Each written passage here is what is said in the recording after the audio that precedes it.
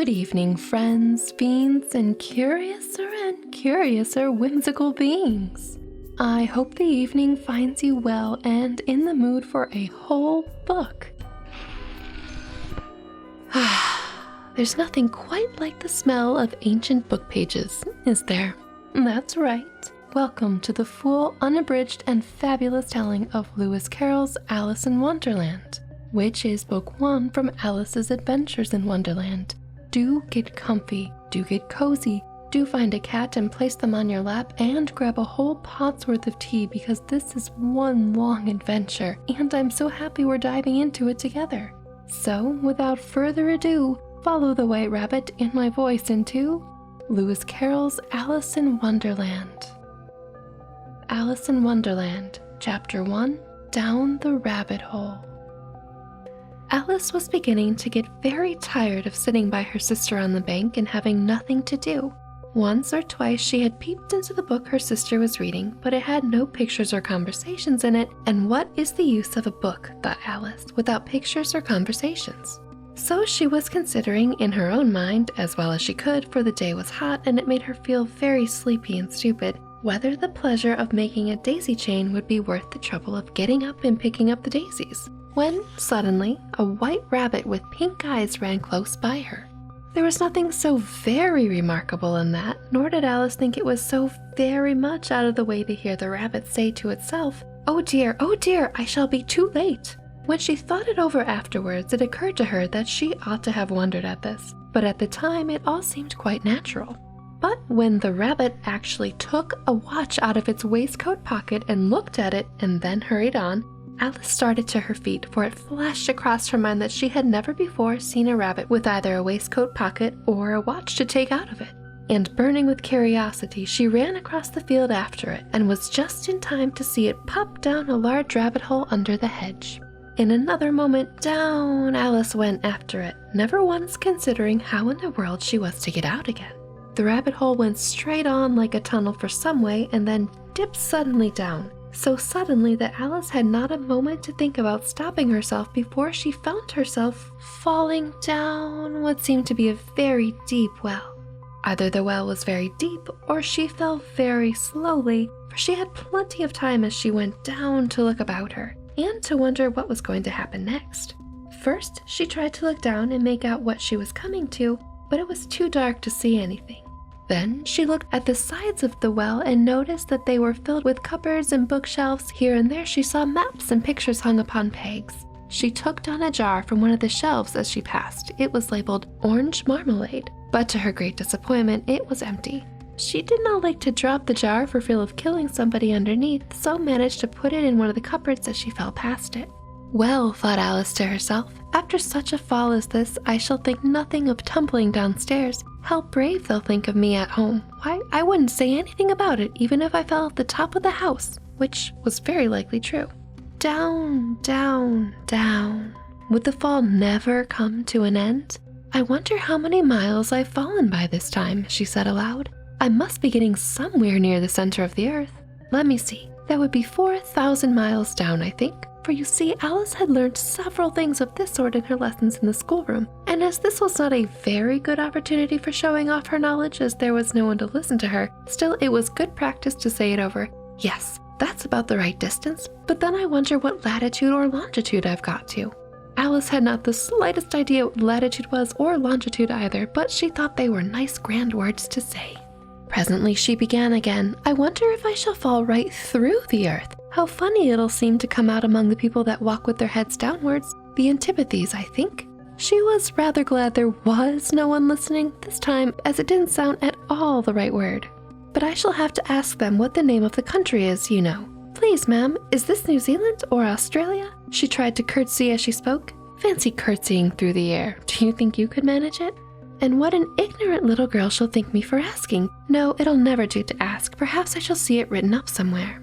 Down, down, down. There was nothing else to do, so Alice began talking again.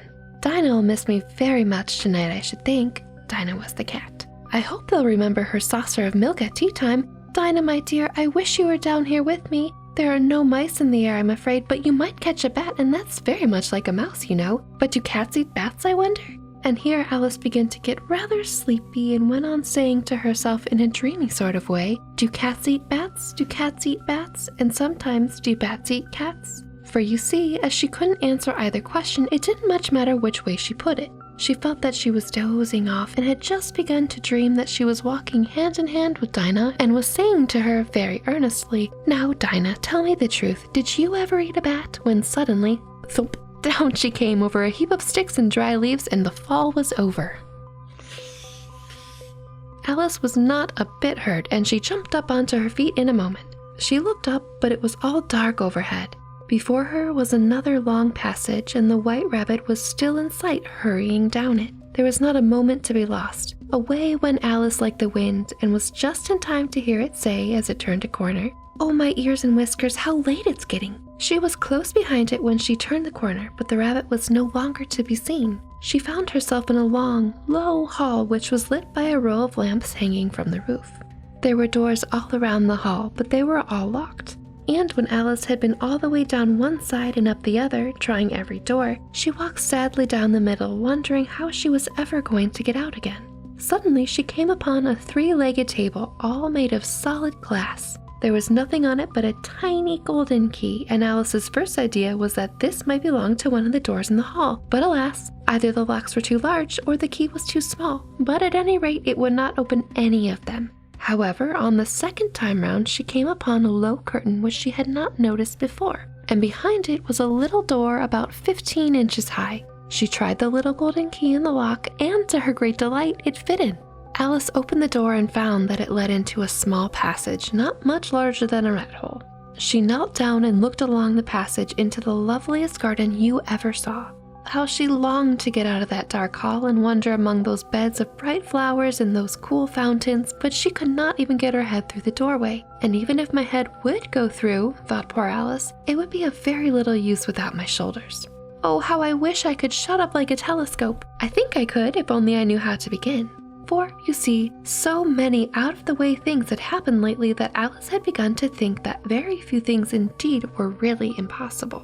There seemed to be no use in waiting by the little door, so she went back to the table, half hoping she might find another key on it, or at any rate a book of rules for shutting people up like telescopes. This time she found a little bottle on it, which certainly was not here before, said Alice, and tied round the neck of the bottle was a paper label with the words, "Drink me," beautifully printed in large letters. It was all very well to say, "Drink me," but the wise little Alice was not going to do that in a hurry. "No, I'll look first," she said, "and see whether it's marked poison or not." For she had read several little nice stories about children who had got burnt and eaten up by wild beasts and other unpleasant things, all because they would not remember the simple rules their friends had taught them, such as that a red-hot poker will burn you if you hold it too long, and that if you cut your finger very deeply with a knife, it usually bleeds. And she had never forgotten that if you drink too much from a bottle marked poison, it's almost certain to disagree with you sooner or later.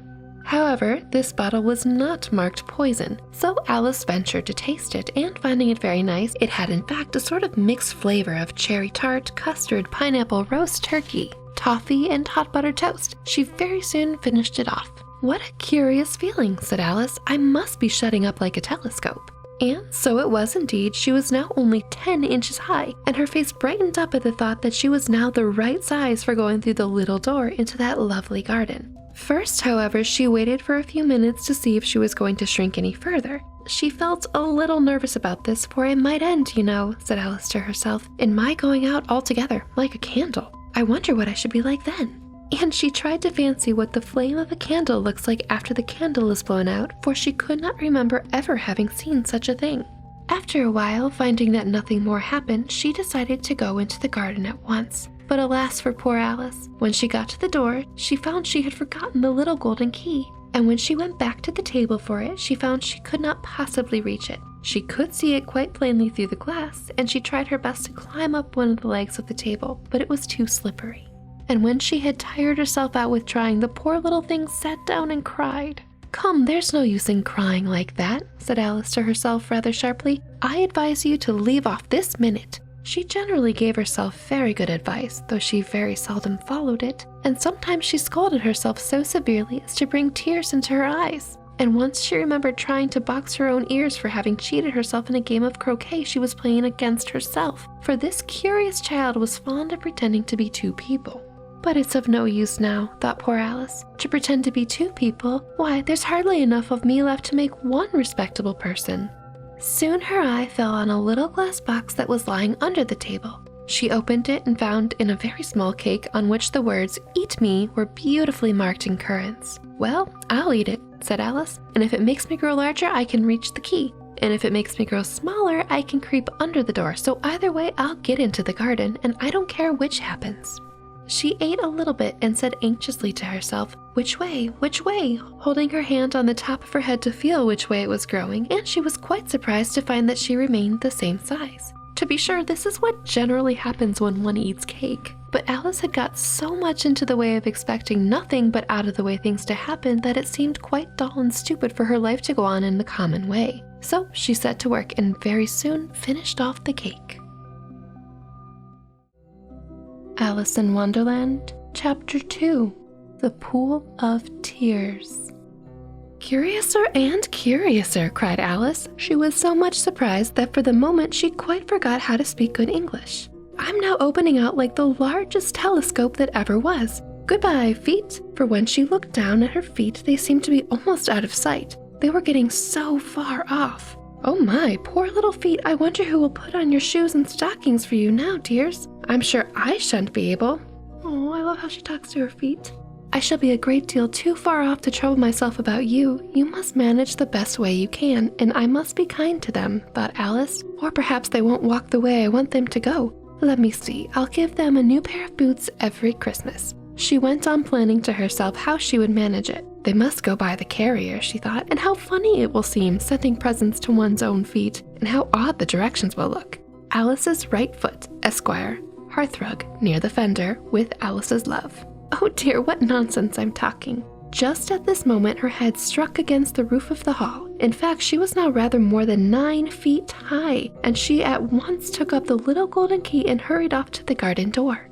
Poor Alice! It was as much as she could do lying down on one side to look through into the garden with one eye. But to get through it was more hopeless than ever. She sat down and began to cry again.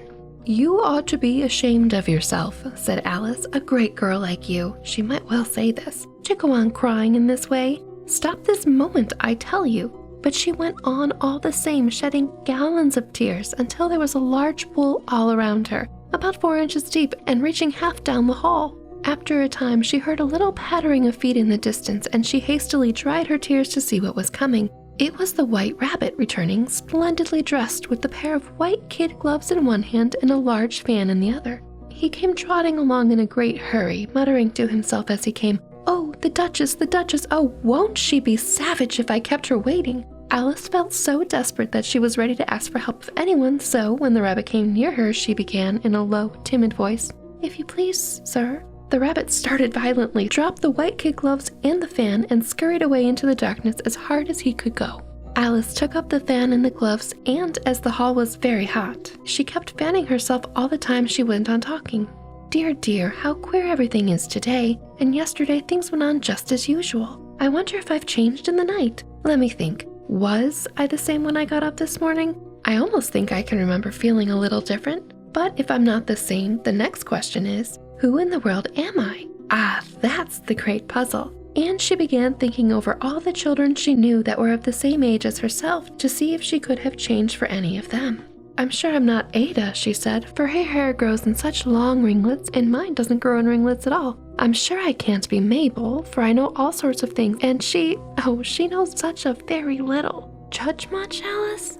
Besides, she is she, and I'm I, and oh dear, how puzzling it all is. I'll try if I know all the things I used to know. Let me see, 4 times 5 is 12, and 4 times 6 is 13, and 4 times 7 is, oh dear, I shall never get to 20 at that rate. However, the multiplication table doesn't signify. Let's try geography. London is the capital of Paris, and Paris is the capital of Rome. And Rome, no, that's all wrong, I'm certain. I must have changed for Mabel. Good grief!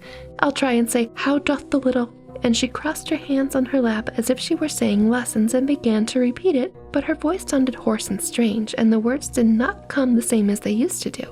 How doth the little crocodile improve his shining tail, and pour the waters of the Nile on every golden scale. How cheerfully he seems to grin, how neatly spreads his claws, and welcomes little fishes in with gently smiling jaws. I'm sure those are not the right words, said poor Alice, and her eyes filled with tears again as she went on. I must be Mabel after all, and I shall have to go and live in that poky little house and have next to no toys to play with, and oh, so many lessons to learn. Jeez, lay off, Alice.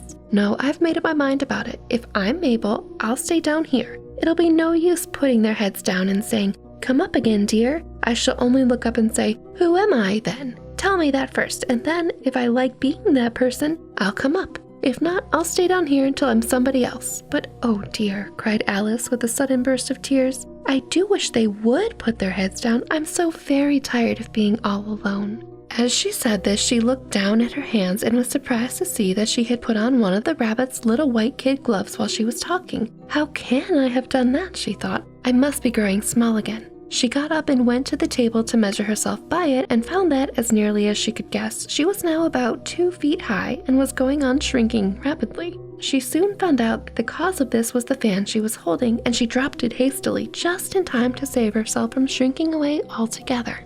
That was a narrow escape, said Alice, a good deal frightened at the sudden change, but very glad to find herself still in existence. And now for the garden.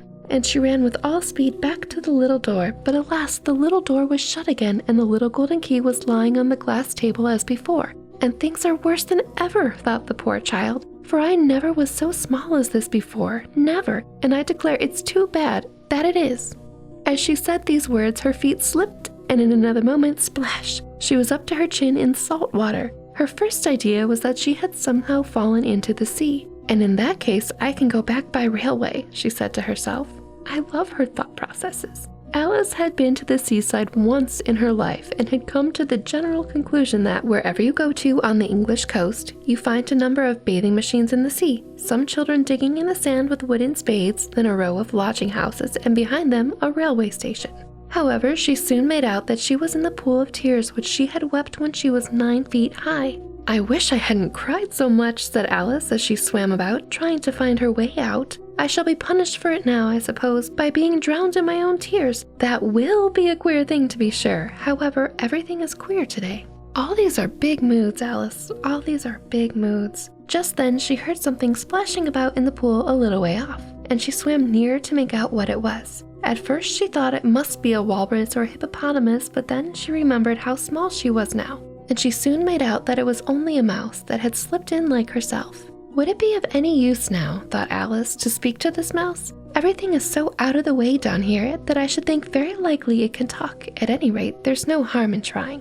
So she began, Oh, mouse, do you know the way out of this pool? I am very tired of swimming about here, oh, mouse. Alice thought this must be the right way of speaking to a mouse. She had never done such a thing before, but she remembered having seen, in her brother's Latin grammar, a mouse, of a mouse, to a mouse, oh mouse. The mouse looked at her rather inquisitively and seemed to her to wink with one of its little eyes, but it said nothing.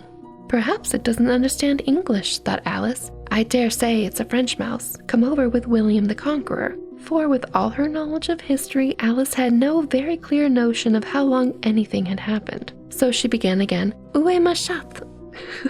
Which was the first sentence in her French lesson book. The mouse gave a sudden leap out of the water and seemed to quiver all over with fright. Oh, I beg your pardon, cried Alice hastily, afraid she had hurt the poor animal's feeling. I quite forgot you didn't like cats. Not like cats, cried the mouse in a shrill, passionate voice. Would you like cats if you were me? Well, perhaps not, said Alice in a soothing tone. Don't be angry about it, and yet I wish I could show you our cat Dinah. I think you'd take a fancy to cats if you could only see her. See, she is such a dear, quiet thing.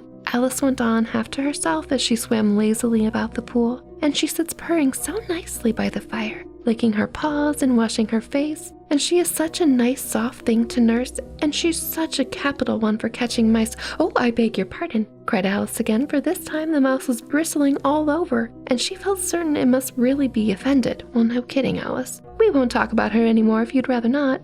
We indeed, cried the mouse, who was trembling down to the end of its tail. As if I would talk on such a subject. Our family always hated cats. Nasty, low, vulgar things. Don't let me hear that name again. "I won't indeed," said Alice in a great hurry to change the subject of conversation. Are you fond of dogs?" The mouse did not answer, so Alice went on eagerly. "There is such a nice little dog near our house. I should like to show you. A little bright-eyed terrier, you know, with, such long curly brown hair. And it'll fetch up things when you throw them, and it'll sit up and beg for its dinner and all sorts of things. I can't remember half of them. And it belongs to a farmer, you know, and he says it's so useful. It's worth £100. He says it kills all the rats and, oh dear," Alice cried in a sorrowful tone, "I'm afraid I've offended it again," for the mouse was swimming away from her as hard as it could go and making quite a commotion in the pool as it went. So she softly called after it, "Mouse dear, do come back again, and we won't talk about cats or dogs either if you don't like them."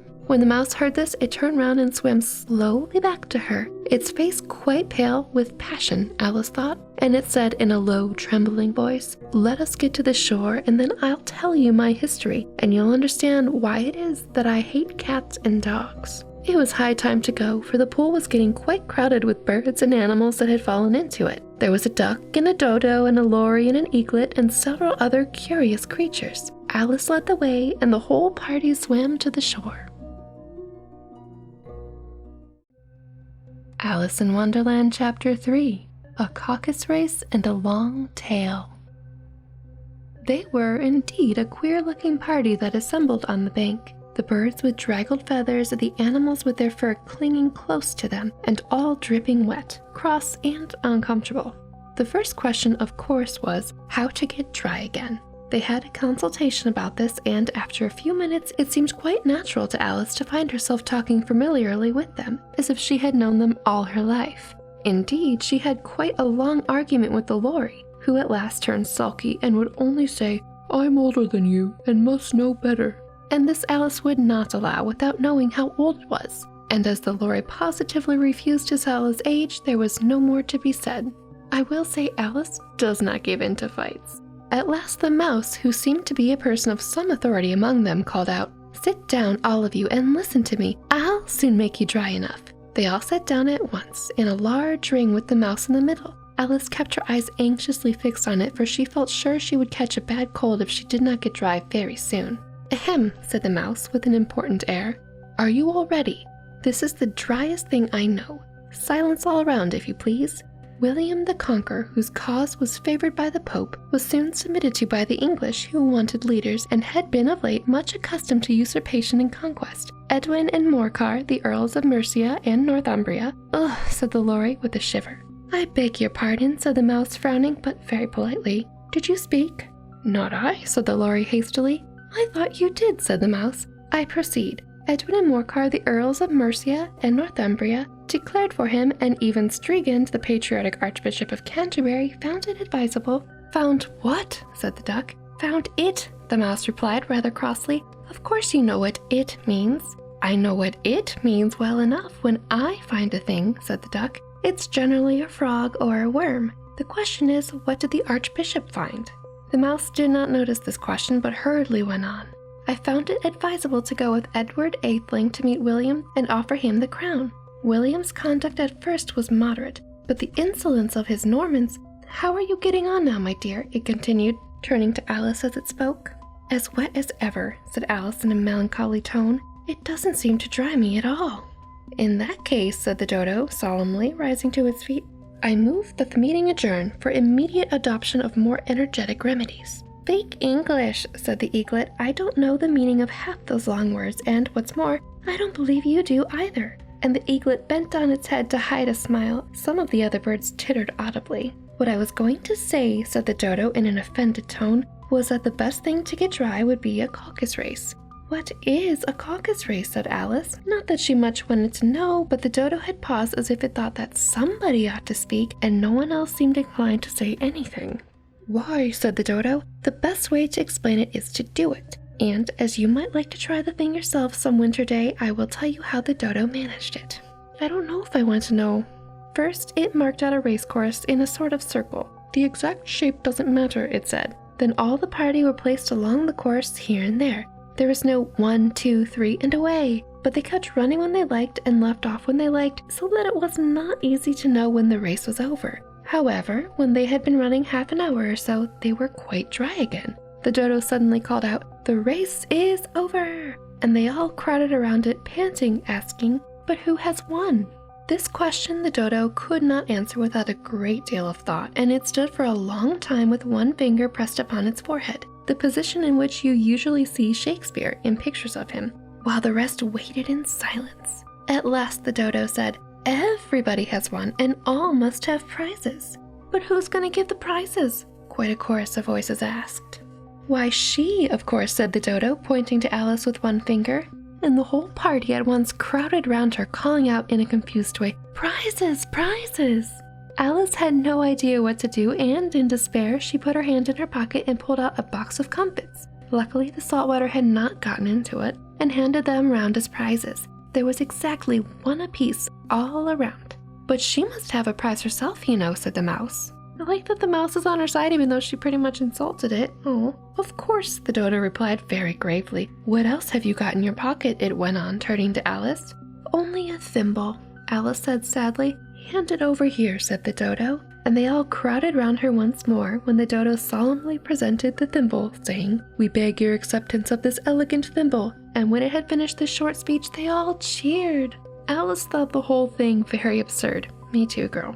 But they all looked so grave that she did not dare to laugh, and as she could not think of anything to say, she simply bowed and took the thimble, looking as solemn as she could.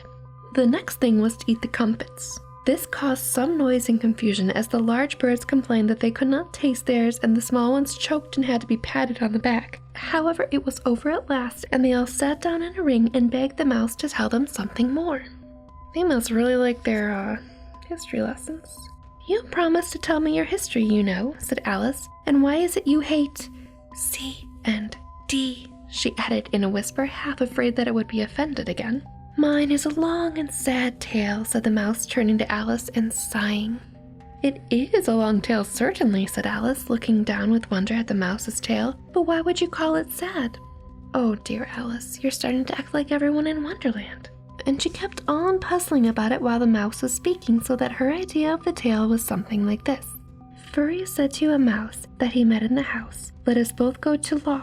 I prosecute you. Come, I'll take no denial. We must have the trial. For really this morning I've nothing to do,' said the mouse to the cur. 'Such a trial, dear sir, with no jury or judge, would be wasting our breath.' 'I'll be judge, I'll be jury,' said cunning old Furry. 'I'll try the whole case and condemn you to death.'" Anyway, the text gets smaller and smaller and smaller till it's barely 2 millimeters high, and it curves back and forth, back and forth, back and forth, back and forth, to look like a mouse's tail, the text getting smaller and smaller and smaller as you go down. So, continuing on. "You are not attending," said the mouse to Alice severely. "What are you thinking of?" "I beg your pardon," said Alice very humbly. "You had got to the 5th bend, I think?" "I had not," cried the mouse sharply and very angrily. "A knot," said Alice, always ready to make herself useful, looking anxiously about her. "Oh, do let me help to undo it." "I shall do nothing of the sort," said the mouse, getting up and walking away. "You insult me by talking such nonsense." "Geez, Alice, give the mouse a break, just let it go. 2 or 3 chapters so far." "I didn't mean it," pleaded poor Alice, "but you're so easily offended, you know." "Well, Alice, you're so easily offensive." "Oh, geez." The mouse only growled in reply. "Please come back and finish your story," Alice called after it, and all the others joined in the chorus, "Yes, please do." But the mouse only shook its head impatiently and walked a little quicker. "What a pity it wouldn't stay," sighed the lory as soon as it was quiet and out of sight, and an old crab took the opportunity, saying to her daughter, "Ah, my dear, let this be a lesson to you to never lose your temper." "Hold your tongue, Ma," said the young crab a little snappishly. "You're enough to try the patience of an oyster."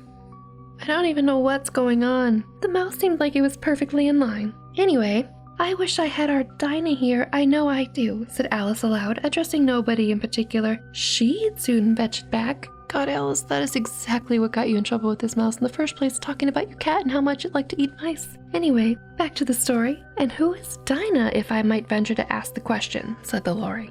Alice replied eagerly, but she was always ready to talk about her pet. "I mean, what cat lady isn't? Dinah's our cat, and she is such a capital one for catching mice, you can't think. And oh, I wish you could see her after the birds. Why, she'll eat a little bird as soon as she can look at it." "Good God, Alice, please, stop."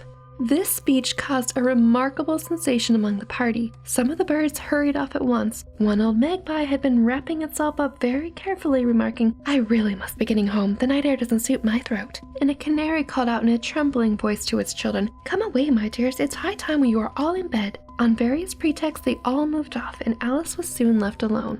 "Dear God, Alice, I wish I hadn't mentioned Dinah," she said to herself in a melancholy tone. "No one seems to like her down here, and I'm sure she's the best cat in the world. Oh, my dear Dinah, I wonder if I shall ever see you any more." And here poor Alice began to cry again, for she felt very lonely and low-spirited. In a little while, however, she heard a little pattering of footsteps in the distance, and she looked up eagerly, half hoping that the mouse had changed its mind and was coming back to finish the story. Alice in Wonderland, Chapter 4. The Rabbit Sends in a Little Bill. It was the White Rabbit trotting slowly back again and looking anxiously about as it went, as if it had lost something, and she heard it muttering to itself, "The Duchess, the Duchess! Oh, my dear paws! Oh, my fur and whiskers! She'll get me executed as sure as ferrets are ferrets! Where can I have dropped them, I wonder?" Alice guessed in a moment that it was looking for the fan and the pair of white kid gloves, and she very good-naturedly began hunting about for them, but they were nowhere to be seen. Everything seemed to have changed since her swim in the pool, and the great hall with the glass table and the little door had vanished completely. Very soon the rabbit noticed Alice as she went hunting about and called out to her in an angry tone, "Why, Marianne, what are you doing out here? Run home this moment and fetch me a pair of gloves and a fan. Quick now." And Alice was so much frightened that she ran off at once in the direction it pointed to, without trying to explain the mistake it had made. Now, Alice is very good at confrontation, even if she is a bit aloof in this story. However, I'm kind of surprised she just sort of rolls with the White Rabbit calling her the wrong name. That would never stand in other chapters.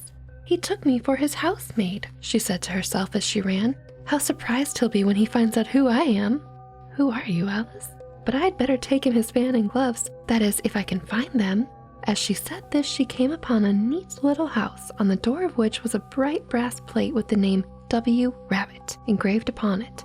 She went in without knocking and hurried upstairs in great fear lest she should meet the real Marianne and be turned out of the house before she had found the fans and gloves. "How queer it seems," Alice said to herself, "to be going messages for a rabbit. I suppose Dinah will send me messages next." And she began fancying the sort of thing that would happen. "Miss Alice, come here directly and get ready for your walk." "Coming in a minute, nurse."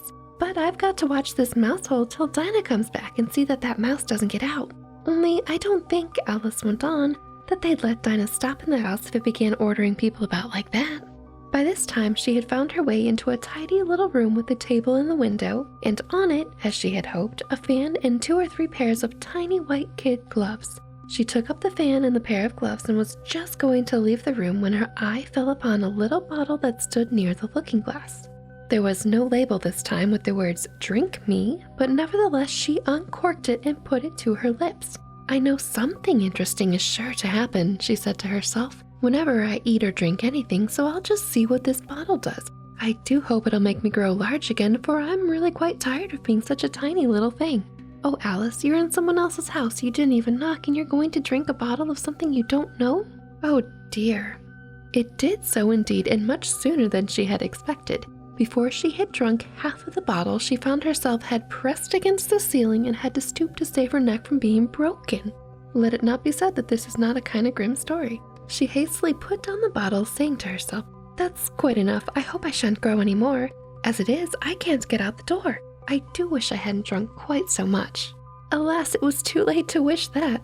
She went on growing, and very soon she had to kneel down on the floor.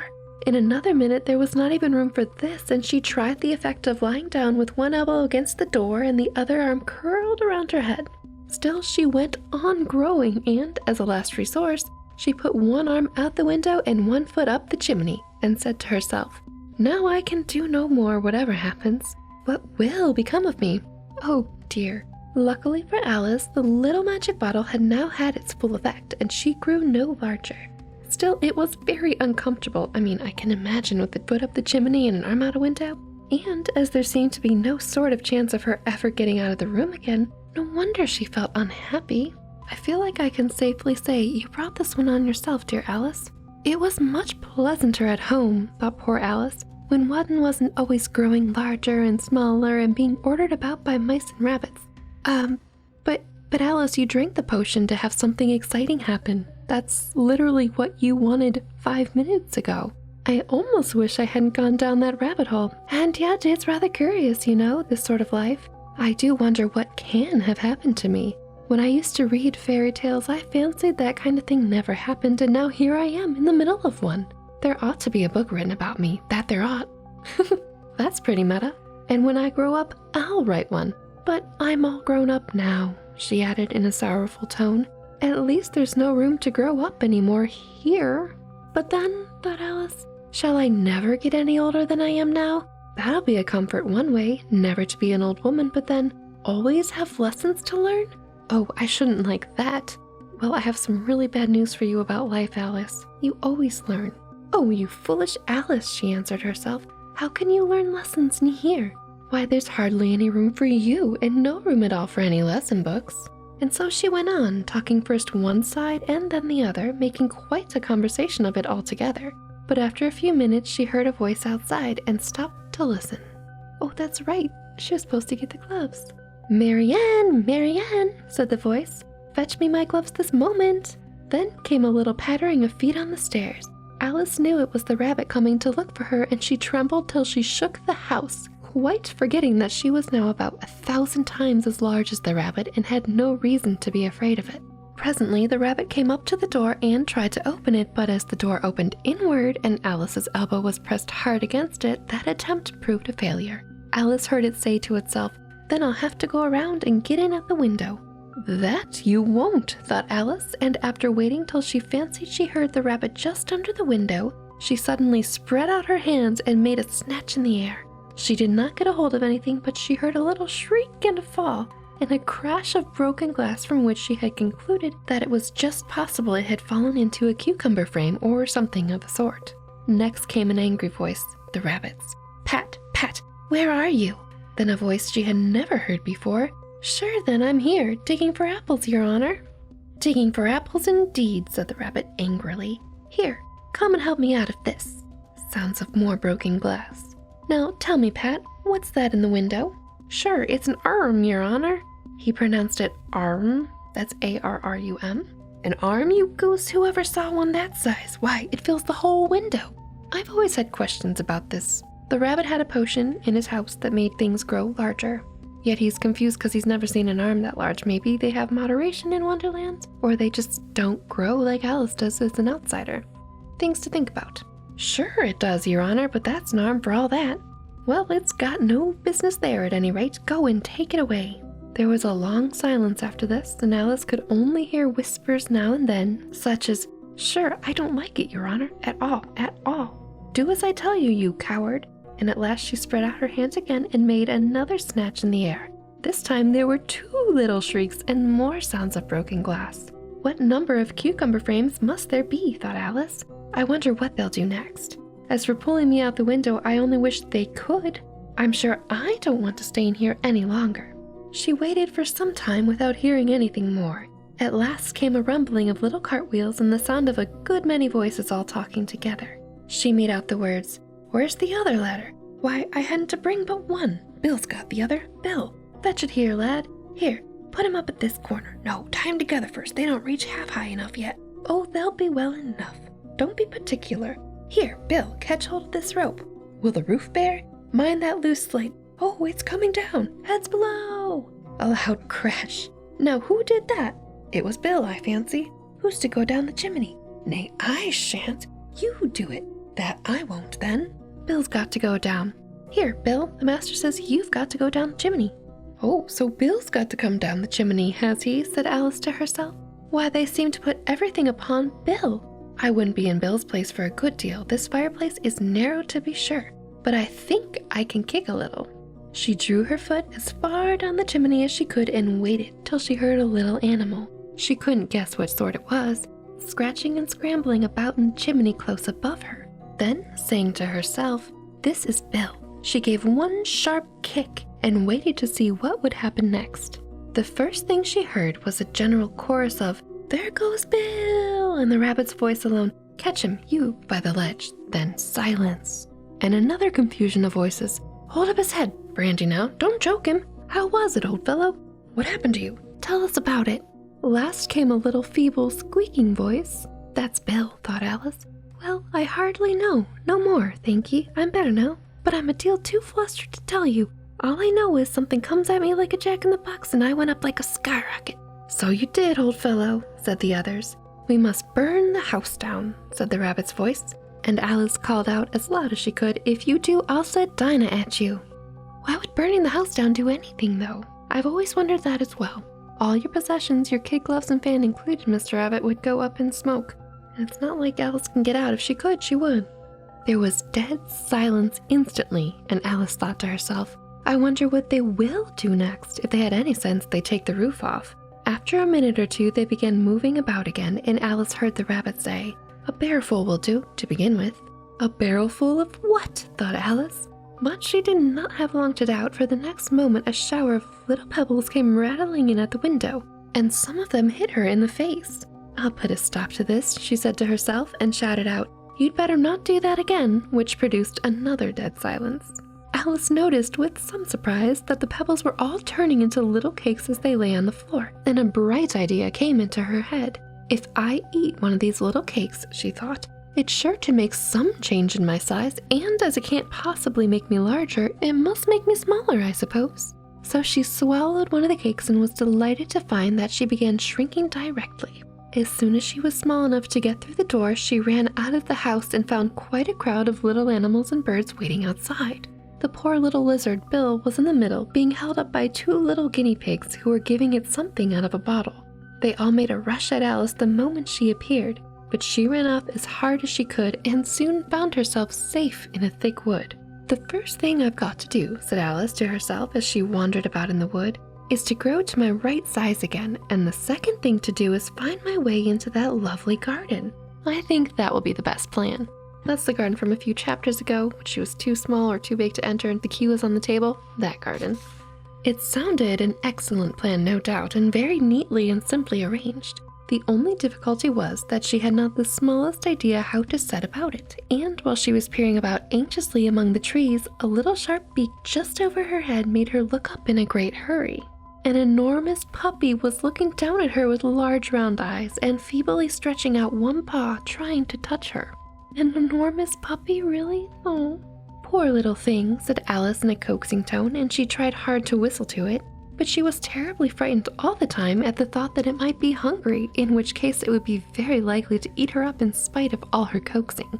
Hardly knowing what she did, she picked up a little bit of stick and held it out to the puppy, whereupon the puppy jumped up into the air off all its feet at once with a yelp of delight and rushed at the stick and made believe to worry it.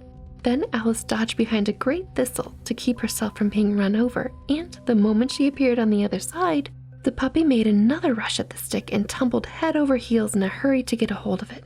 This sounds like my cat playing with a spring, honestly. I feel like Alice talking about my cat at weird times. Then Alice, thinking it was very like having a game of play with the cart horse and expecting every moment to be trampled under its feet, ran round the thistle again.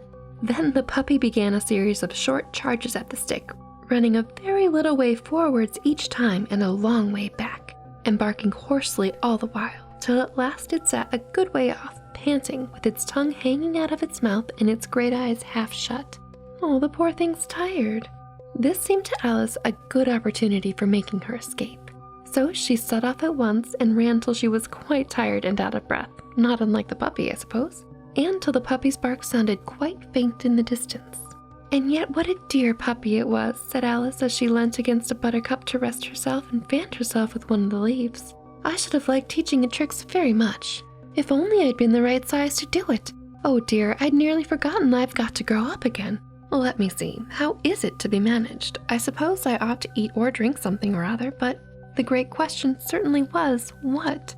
Alice looked all around her at flowers and the blades of grass, but she could not see anything that looked like the right thing to eat or drink under the circumstances. There was a large mushroom growing near her, about the same height as herself, and when she looked under it, and on both sides of it and behind it, it occurred to her that she might as well look and see what was on the top of it. She stretched herself up on tiptoe and peeped over the edge of the mushroom. and her eyes immediately met those of a large blue caterpillar that was sitting on the top, with its arms folded, quietly smoking a long hookah and taking not the smallest notice of her or anything else.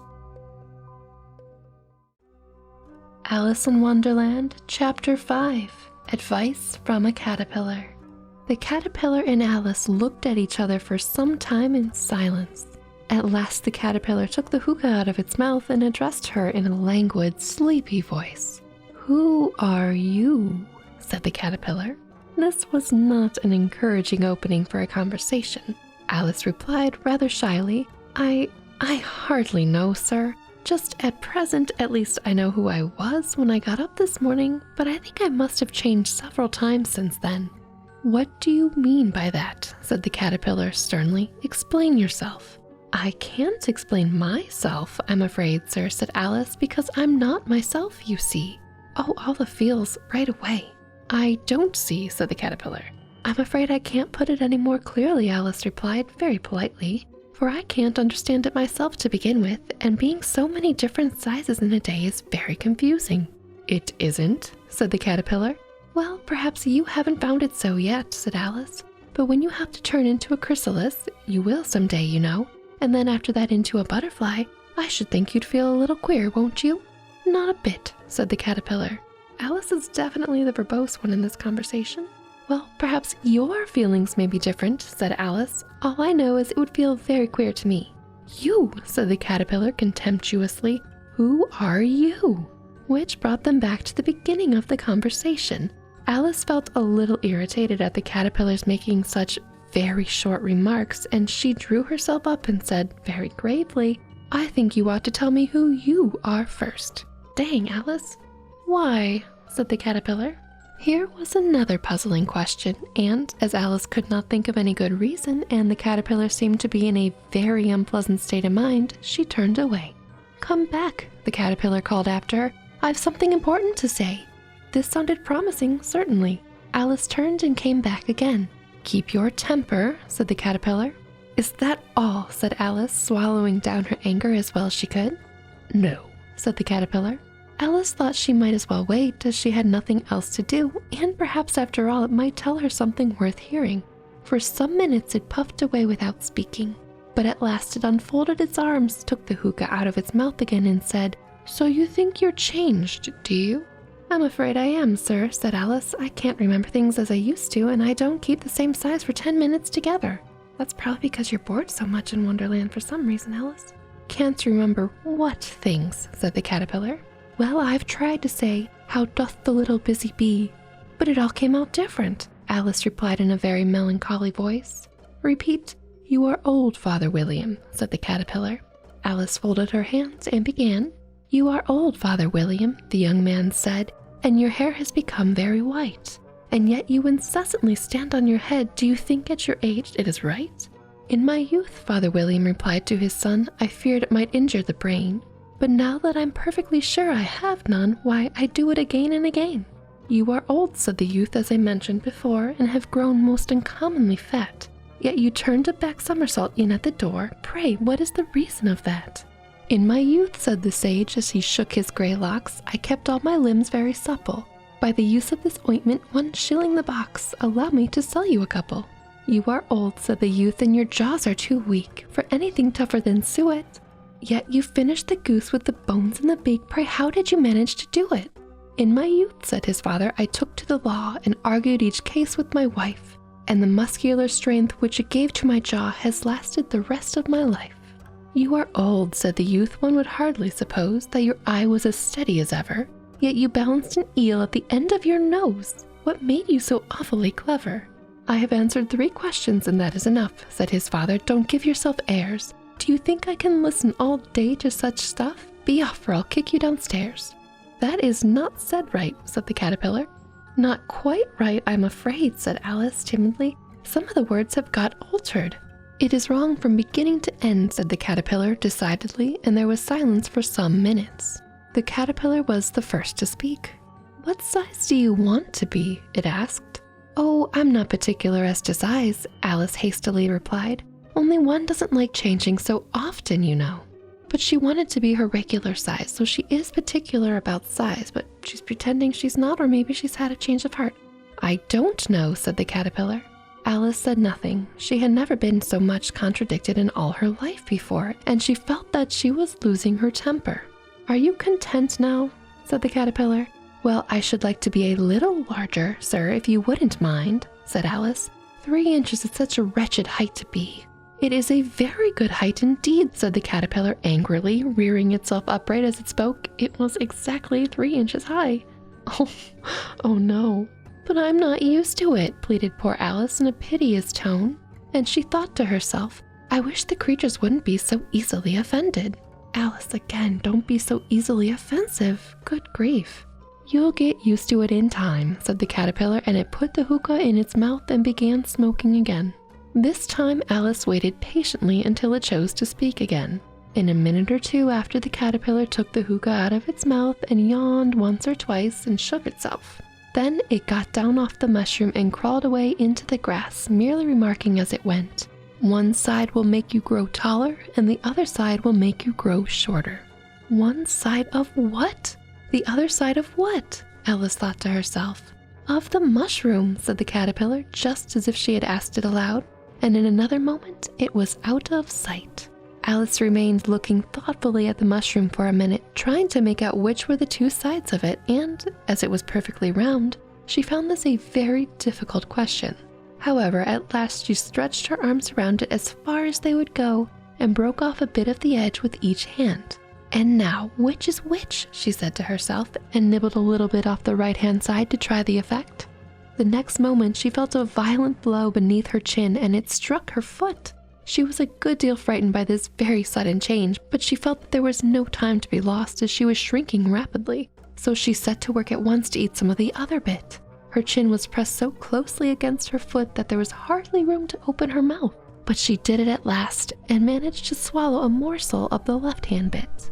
For someone who doesn't like changing in size that often, she definitely changed in size that often very quickly just now. Also, did she not shrink proportionally that time? Like her body got smaller, but her head and feet didn't if her chin was touching her foot? I'm a little confused by this, but it is Wonderland, so I think all things go. Come, my head's free at last, said Alice in a tone of delight, which changed into alarm in another moment when she found out that her shoulders were nowhere to be found. She is growing disproportionately. Her neck must be huge.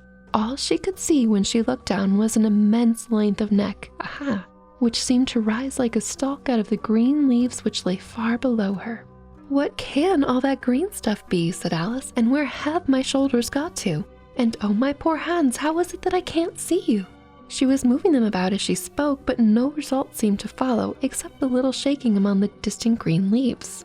So she knows they're leaves now. Cool. As there seemed to be no chance of getting her hands up to her head, she tried to get her head down to them and was delighted to find that her neck would bend about easily in any direction, like a serpent. Cool. She had just succeeded in curving it down into a graceful zigzag and was going to dive in among the leaves, which she found to be nothing but the tops of the trees under which she had been wandering, when a sharp hiss made her draw back in a hurry. A large pigeon had flown into her face and was beating her violently with its wings. "Serpent!" screamed the pigeon. "I am not a serpent," said Alice indignantly. "Let me alone." "Serpent, I say again," repeated the pigeon, but in a more subdued tone, and added with a kind of sob, "I've tried every way, but nothing seems to suit them." "I haven't the least idea what you're talking about," said Alice. "I've tried the roots of trees, I've tried the banks, I've tried hedges," the pigeon went on without attending to her, "but those serpents, there's no pleasing them." Alice was more and more puzzled, but she thought there was no use in saying anything more until the pigeon had finished. "As if it wasn't trouble enough hatching the egg," said the pigeon, "but I must be on the lookout for serpents night and day. Why, I haven't had a wink of sleep these 3 weeks. Poor pigeon, I can totally relate with that though. About the not sleeping, not about the hatching of the eggs and guarding them from serpents. Naturally, of course. "I am very sorry you've been annoyed," said Alice, who was beginning to see its meaning. Annoyed, I don't think covers it. I think it's life and death for her little chicks. "And just as I'd taken the highest tree in the wood," continued the pigeon, raising its voice to a shriek, "and just as I was thinking I should be free of them at last, they must needs come wriggling down from the sky. Oh, serpent! But I'm not a serpent, I tell you," said Alice. I'm a... "Well, what are you?" said the pigeon. "I can see you're trying to invent something." I'm a little girl," said Alice rather doubtfully as she remembered the number of changes she had gone through that day. "A likely story indeed," said the pigeon in a tone of deepest contempt. "I have seen a good many little girls in my time, but never one with such a neck as that. No, you're a serpent and there's no use denying it. I'd suppose you'd be telling me next that you'd never tasted an egg." "I have tasted eggs, certainly," said Alice, who was a very truthful child. "But little girls eat eggs quite as much as serpents do, you know." "Alice, you are not helping your case here at all." Alice has a tendency to offend every animal she comes across in Wonderland. "I don't believe it," said the pigeon, "but if that's what they do, then they're a kind of serpent, that's all I can say." She's not wrong, this pigeon. This was such a new idea to Alice that she was quite silent for a minute or two, which gave the pigeon the opportunity of adding, "You're looking for eggs, I know that well enough, and what does it matter to me whether you're a little girl or a serpent?" "It matters a good deal to me," said Alice hastily, "but I'm not looking for eggs as it happens, and if I was, I shouldn't want yours. I don't like them raw." "Oh, Alice, stop." "Well, be off then," said the pigeon in a sulky tone as it settled down again into its nest. Alice crouched down among the trees as well as she could, for her neck kept getting entangled among the branches, and every now and then she had to stop and untwist it.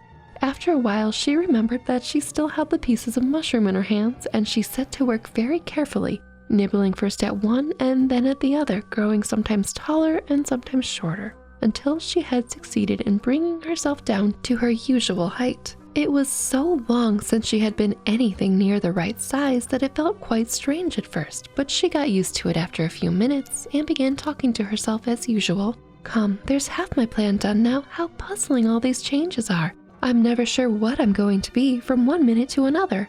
However, I've got back to my right size. The thing is to get back into that beautiful garden. How is that to be done, I wonder?" As she said this, she came suddenly upon an open place with a little house in it about 4 feet high. "Whoever lives there," thought Alice, "it'll never do to come upon them this size.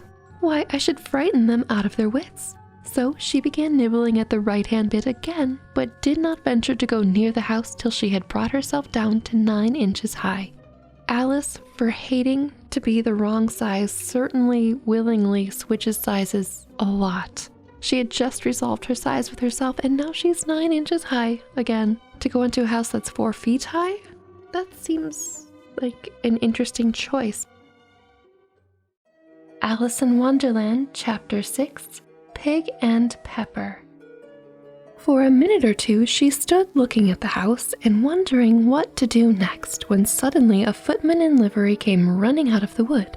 She considered him to be a footman because he was in livery, otherwise, judging by his face only, she would have called him a fish, and rapped loudly at the door with his knuckles. A fish with knuckles, cool. It was opened by another footman in livery with a round face and large eyes like a frog, and both footmen, Alice noted, had powdered hair that curled all over their heads. The fish footman began by producing from under his arm a great letter, nearly as large as himself, and this he handed over to the other, saying in a solemn tone, "For the Duchess, an invitation from the Queen to play croquet." The frog footman repeated in the same solemn tone, only changing the order of the words a little. "From the Queen, an invitation for the Duchess to play croquet." What is the point of the written document then, I wonder? Then they both bowed low, and their curls got entangled together. I kind of like that image. That's adorable. Alice laughed so much at this that she had to run back into the wood for fear of their hearing her. And when she next peeped out, the fish footman was gone, and the other was sitting on the ground near the door, staring stupidly up into the sky. Did he not deliver the message? Alice went timidly up to the door and knocked.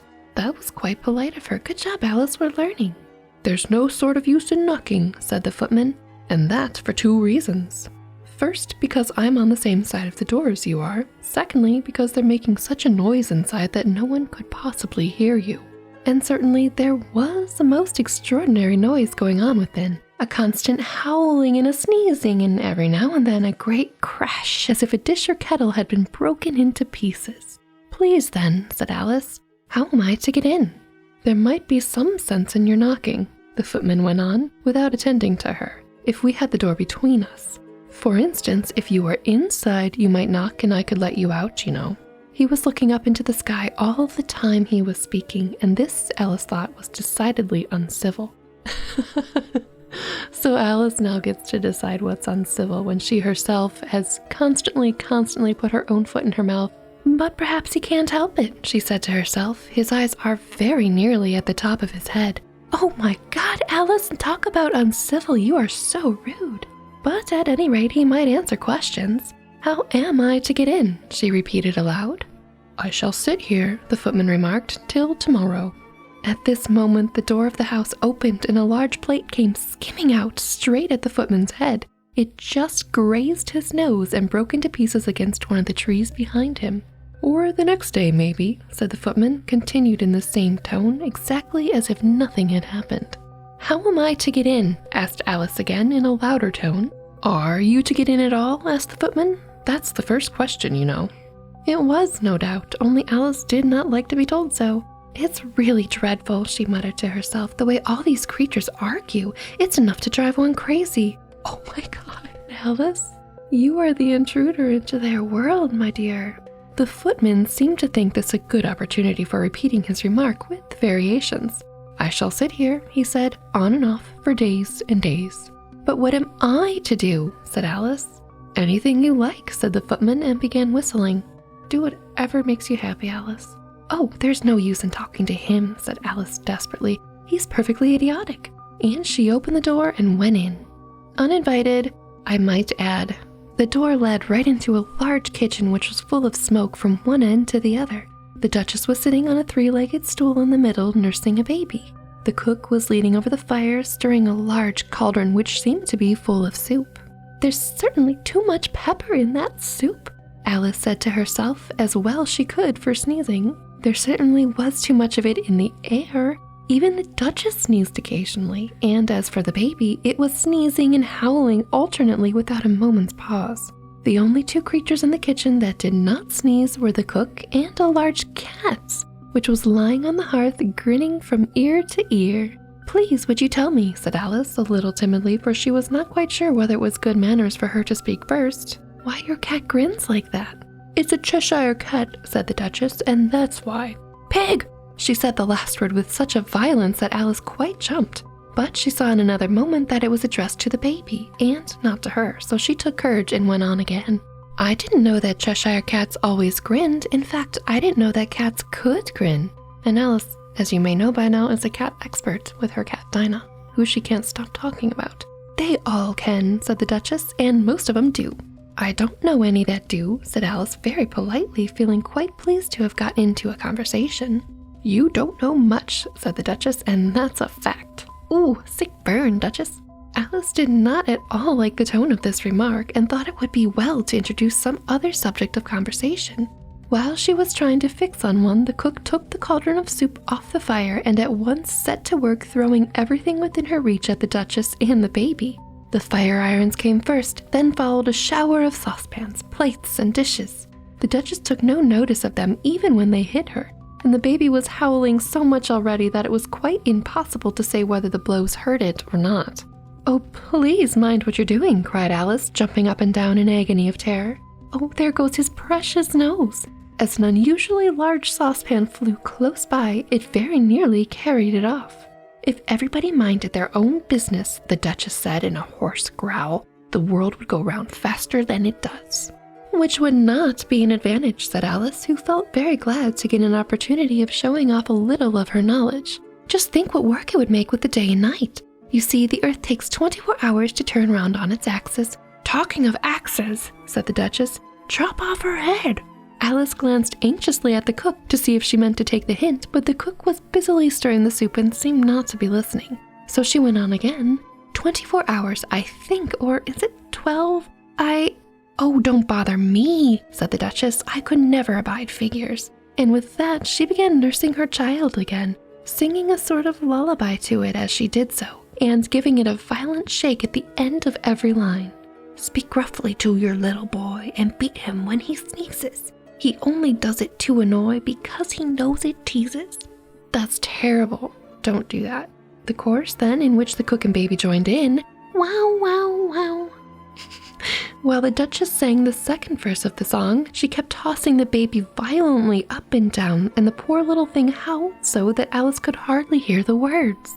I speak severely to my boy, I beat him when he sneezes, for he can thoroughly enjoy the pepper when he pleases.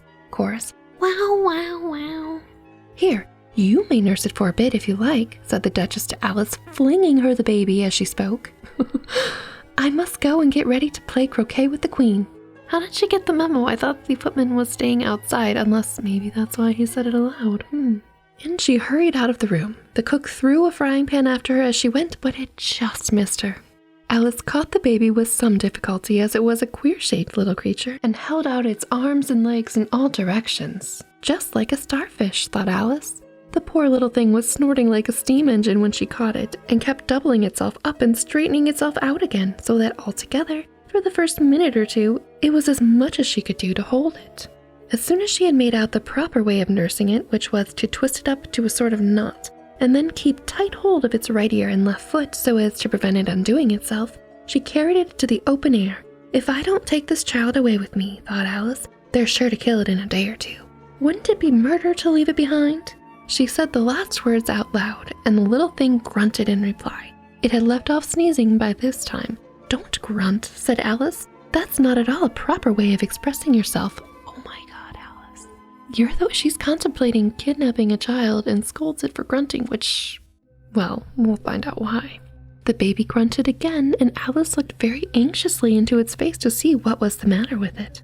There could be no doubt that it had a very turn-up nose, which was more like a snout than a real nose. Also, its eyes were getting extremely small for a baby. Altogether, Alice did not like the look of the thing at all. But perhaps it was only sobbing, she thought, and looked into its eyes again to see if there were any tears. No, there were no tears. If you're going to turn into a pig, my dear, said Alice seriously, I'll have nothing more to do with you. Mind now. The poor little thing sobbed again, or grunted, it was impossible to say which, and they went on for some while in silence. Alice was just beginning to think to herself, now, what am I going to do with this creature when I get it home? When it grunted again so violently that she looked down at its face in some alarm. This time there could be no mistake about it. It was neither more nor less than a pig, and she felt it would be quite absurd for her to carry it any further. Well, maybe take it back to his home, where he belongs. So she set the little creature down and felt quite relieved to see it trot away quietly into the wood. Oh my God. So she kidnaps it, takes it out of the house, lets it roam in the woods. Cool. If it had grown up, she said to herself, it would have made a dreadfully ugly child, but it makes a rather handsome pig, I think. Oh my, there's so much wrong with this. And she began thinking over other children she knew who might do very well as pigs. Oh my God, and just saying to herself, if only one knew the right way to change them. When she was a little startled by seeing the Cheshire Cat sitting on a bough of a tree a few yards away. The cat only grinned when it saw Alice. It looked good-natured, she thought. Still, it had very long claws and a great many teeth, so she felt that it ought to be treated with respect. It should be treated with respect regardless. Cheshire Puss, she began rather timidly, as she did not at all know whether it would like the name. However, it only grinned a little wider. Come, it's pleased so far, thought Alice, and she went on. Would you tell me, please, which way I ought to go from here? That depends a good deal on where you want to get to, said the cat. Too true. I don't much care where, said Alice. Then it doesn't matter which way you go, said the cat. So long as I get somewhere, Alice added as an explanation. Oh, you're sure to do that, said the cat, if you only walk long enough. Alice felt this could not be denied, so she tried another question. What sort of people live about here? In that direction, the cat said, waving its right paw around, lives a hatter. And in that direction, waving the other paw, lives a March hare. Visit either if you like. They're both mad. But I don't want to go among mad people, Alice remarked. Oh, you can't help that, said the cat. We're all mad here. I'm mad, you're mad. How do you know I'm mad, said Alice. You must be, said the cat, or you wouldn't have come here. Alice didn't think that proved it at all. However, she went on. And how do you know that you're mad? To begin with, said the cat, a dog's not mad. You grant that? I suppose so. Well then, the cat went on, you see, a dog growls when it's angry and wags its tail when it's pleased. Now I growl when I'm pleased and wag my tail when I'm angry. Therefore, I'm mad. Ooh, I must be too. I call it purring, not growling, said Alice. Call it what you like, said the cat. Do you play croquet with the queen today? I should very much like it, said Alice, but I haven't been invited yet. You'll see me there, said the cat, and vanished. Alice was not much surprised at this. She was getting so well used to queer things happening. While she was looking at the place where it had been, it suddenly appeared again. By the by, what became of the baby? Said the cat. I'd nearly forgotten to ask. It turned into a pig, Alice answered very quietly, just as if the cat had come back in a natural way. I thought it would, said the cat, and vanished again. Alice waited a little, half expecting to see it again, but it did not appear. And after a minute or two, she walked on in the direction in which the March Hare was said to live. I've seen hatters before, she said to herself. The March Hare will be much the most interesting, and perhaps as this is May, it won't be raving mad, at least not so mad as it was in March. As she said this, she looked up, and there was the cat again, sitting on the branch of a tree. Did you say pig or fig? Said the cat. I said pig, replied Alice. And I wish you wouldn't keep appearing and vanishing so suddenly. You make one quite giddy. All right, said the cat, and this time it vanished quite slowly, beginning with the end of the tail and ending with the grin, which remained some time after the rest of it had gone. Well, I've often seen a cat without a grin, thought Alice, but a grin without a cat? It's the most curious thing I've ever saw in my life. She had not gone much farther before she came in sight of the house of the March Hare. She thought it must be the right house because the chimneys were shaped like ears and the roof was thatched with fur. Interesting. It was so large a house that she did not like to go nearer till she had nibbled some more of the left-hand bit of mushroom and raised herself about 2 feet high. Even then she walked up towards it rather timidly, saying to herself, suppose it should be raving mad after all. I almost wished I had gone to see the Hatter instead. Alice in Wonderland, Chapter 7, A Mad Tea Party. There was a table set out under a tree in front of the house, and the March Hare and the Hatter were having tea at it. Alice had tried to avoid the Mad Hatter, as it were, because she thought she already knew enough in real-life Hatters. That's why she chose the March Hare. A dormouse was sitting between them, fast asleep, and the other two were using it as a cushion, resting their elbows on it and talking over its head. Very uncomfortable for the dormouse, thought Alice. Only as it's asleep, I suppose it doesn't mind. I have things to say about that. Just because you're sleeping doesn't mean things are okay. But the three were all crowded together at one corner of it. No room, no room, they cried out when they saw Alice coming. There's plenty of room, said Alice indignantly, and she sat down in a large armchair at one end of the table. They said no. Good job respecting boundaries, Alice. Have some wine, the March Hare said in an encouraging tone. Alice looked all around the table, but there was nothing on it but tea. I don't see any wine, she remarked. There isn't any, said the March Hare. Then it wasn't very civil of you to offer it, said Alice angrily. It wasn't very civil of you to sit down without being invited, said the March Hare. Exactly, March Hare, exactly what I'm thinking. I didn't know it was your table, said Alice. It's laid out for a great many more than 3. It is the March Hare's table, though, because it's at their house.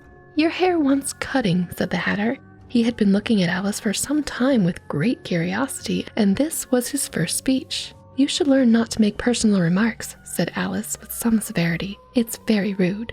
The Hatter opened his eyes very wide on hearing this, but all he said was, why is a raven like a writing desk? Come, we shall have some fun now, thought Alice. I'm glad they've begun asking riddles. I believe I can guess that, she added aloud. Do you mean that you think you can find out the answer to it? Said the March Hare. Exactly so, said Alice. Then you should say what you mean, the March Hare went on. I do, Alice hastily replied. At least I mean what I say. That's the same thing, you know. Not the same thing a bit, said the Hatter. Why, you might just as well say that I see what I eat is the same thing as I eat what I see. You might just as well say, added the March Hare, that I like what I get is the same thing as I get what I like. You might as well say, added the Dormouse, which seemed to be talking in its sleep, that I breathe when I sleep is the same thing as I sleep when I breathe. It is the same thing with you, said the Hatter, and here the conversation dropped, and the party sat silent for a minute while Alice thought over all she could remember about ravens and writing desks, which wasn't much. The Hatter was the first to break the silence. What day of the month is it? He said, turning to Alice. He had taken his watch out of his pocket and was looking at it uneasily, shaking it every now and then and holding it to his ear. Alice considered a little and then said, "The 4th. 2 days wrong," sighed the Hatter. "I told you butter wouldn't suit the works," he added, looking angrily at the March Hare. "It was the best butter," the March Hare meekly replied. "Yes, but some crumbs must have gotten in as well," the Hatter grumbled. "You shouldn't have put it in with the bread knife." The March Hare took the watch and looked at it gloomily. Then he dipped it in his cup of tea and looked at it again, but he could think of nothing better to say than his first remark. "It was the best butter, you know." Alice had been looking over his shoulder with some curiosity. "What a funny watch," she remarked. "It tells the day of the month and doesn't tell what o'clock it is." "Why should it?" muttered the Hatter. "Does your watch tell you what year it is?" "Of course not," Alice replied very readily, "but that's because it stays the same year for such a long time together." "Which is just the case with mine," said the Hatter. Alice felt dreadfully puzzled. The Hatter's remark seemed to her to have no sort of meaning in it, and yet it was certainly English. "I don't quite understand you," she said as politely as she could. "The Dormouse is asleep again," said the Hatter, and he poured a little hot tea upon its nose. "Ouch!" The Dormouse shook its head impatiently and said, without opening its eyes, of course, just what I was going to remark myself." "Have you guessed the riddle yet?" the Hatter said, turning to Alice again. "No, I give it up," Alice replied. "What's the answer?" "I haven't the slightest idea," said the Hatter. "Nor I," said the March Hare. Alice sighed wearily. "I think you might do something better with the time," she said, "than wasting it asking riddles that have no answers." "If you knew time as well as I do," said the Hatter, "you wouldn't talk about wasting it. It's him." "I don't know what you mean," said Alice. "Of course you don't," the Hatter said, tossing its head contemptuously. "I dare say you never even spoke to time." "Perhaps not," Alice cautiously replied, "but I know I have to beat time when I learn music." "Ah, that accounts for it," said the Hatter. "He won't stand beating. Now, if you only kept on good terms with him, he'd do almost anything you'd like with the clock. For instance, suppose it were 9 o'clock in the morning, just in time to begin lessons. You'd only have to whisper a hint to time, and round goes the clock in a twinkling. 1:30, time for dinner." "I only wish it was," the March Hare said to itself in a whisper. "That would be grand, certainly," said Alice thoughtfully. "But then, I shouldn't be hungry for it, you know." "Not at first, perhaps," said the Hatter, "but you could keep it to 1:30 as long as you liked." "Is that the way you manage?" Alice asked. The Hatter shook his head mournfully. "Not I," he replied. "We quarreled last March, just before he went mad, you know," pointing with his teaspoon at the March Hare. "It was at the great concert given by the Queen of Hearts, and I had to sing, 'Twinkle, twinkle, little bat, how I wonder where you're at.' You know the song, perhaps?" "I've heard something like it," said Alice. "It goes on, you know," the Hatter continued in this way. "Up above the world you fly, like a tea tray in the sky. Twinkle, twinkle."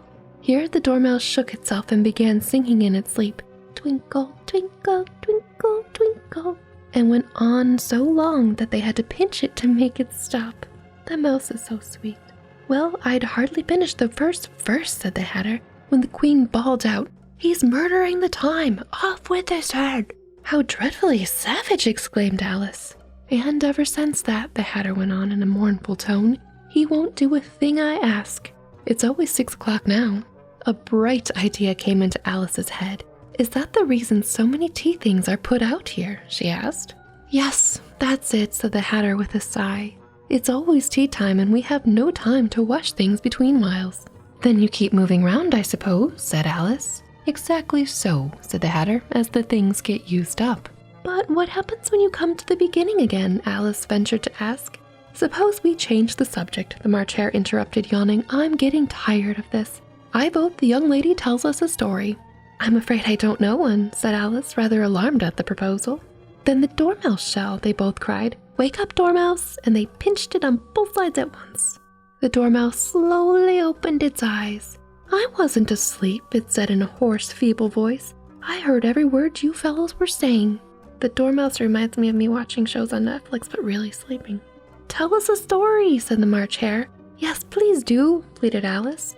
"And be quick about it," added the Hatter, "or you'll be asleep again before it's done." Once upon a time, there were 3 little sisters, the Dormouse began in a great hurry, and their names were Elsie, Lacey, and Tilly, and they lived at the bottom of a well. "What did they live on?" said Alice, who always took great interest in questions of eating and drinking. "They lived on treacle," said the Dormouse, after thinking a minute or two. "They couldn't have done that, you know," Alice gently remarked. "They'd have been ill." "Oh, Alice." "So they were," said the Dormouse, "very ill." Alice tried to fancy herself what such an extraordinary way of living would be like, but it puzzled her too much, so she went on. "But why did they live at the bottom of a well?" "It's not your story, Alice, it's the Dormouse's story." "Take some more tea," the March Hare said to Alice very earnestly. "I've had nothing yet," Alice replied in an offended tone, "so I can't take more."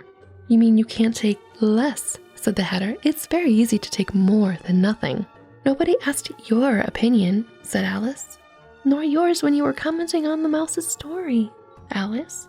Who's making personal remarks now?" the Hatter asked triumphantly. Alice did not quite know what to say to this, so she helped herself to some tea and bread and butter and turned to the Dormouse and repeated her question.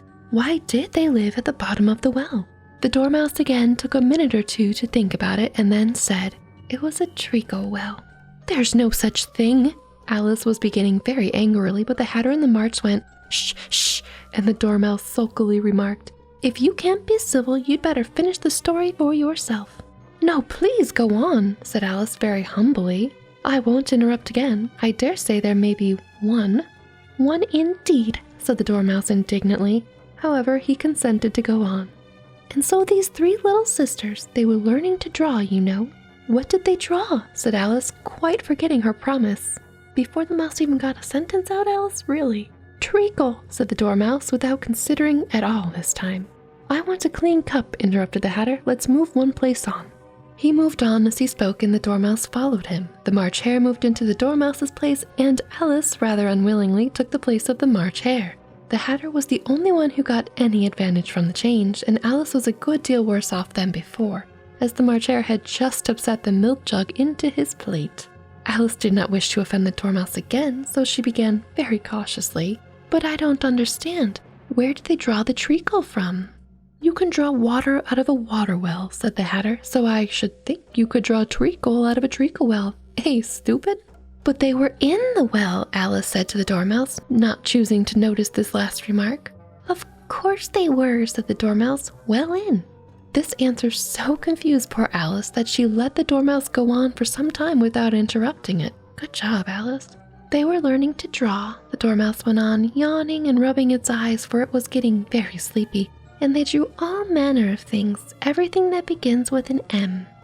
"Why with an M?" said Alice. "Why not?" said the March Hare. Alice was silent.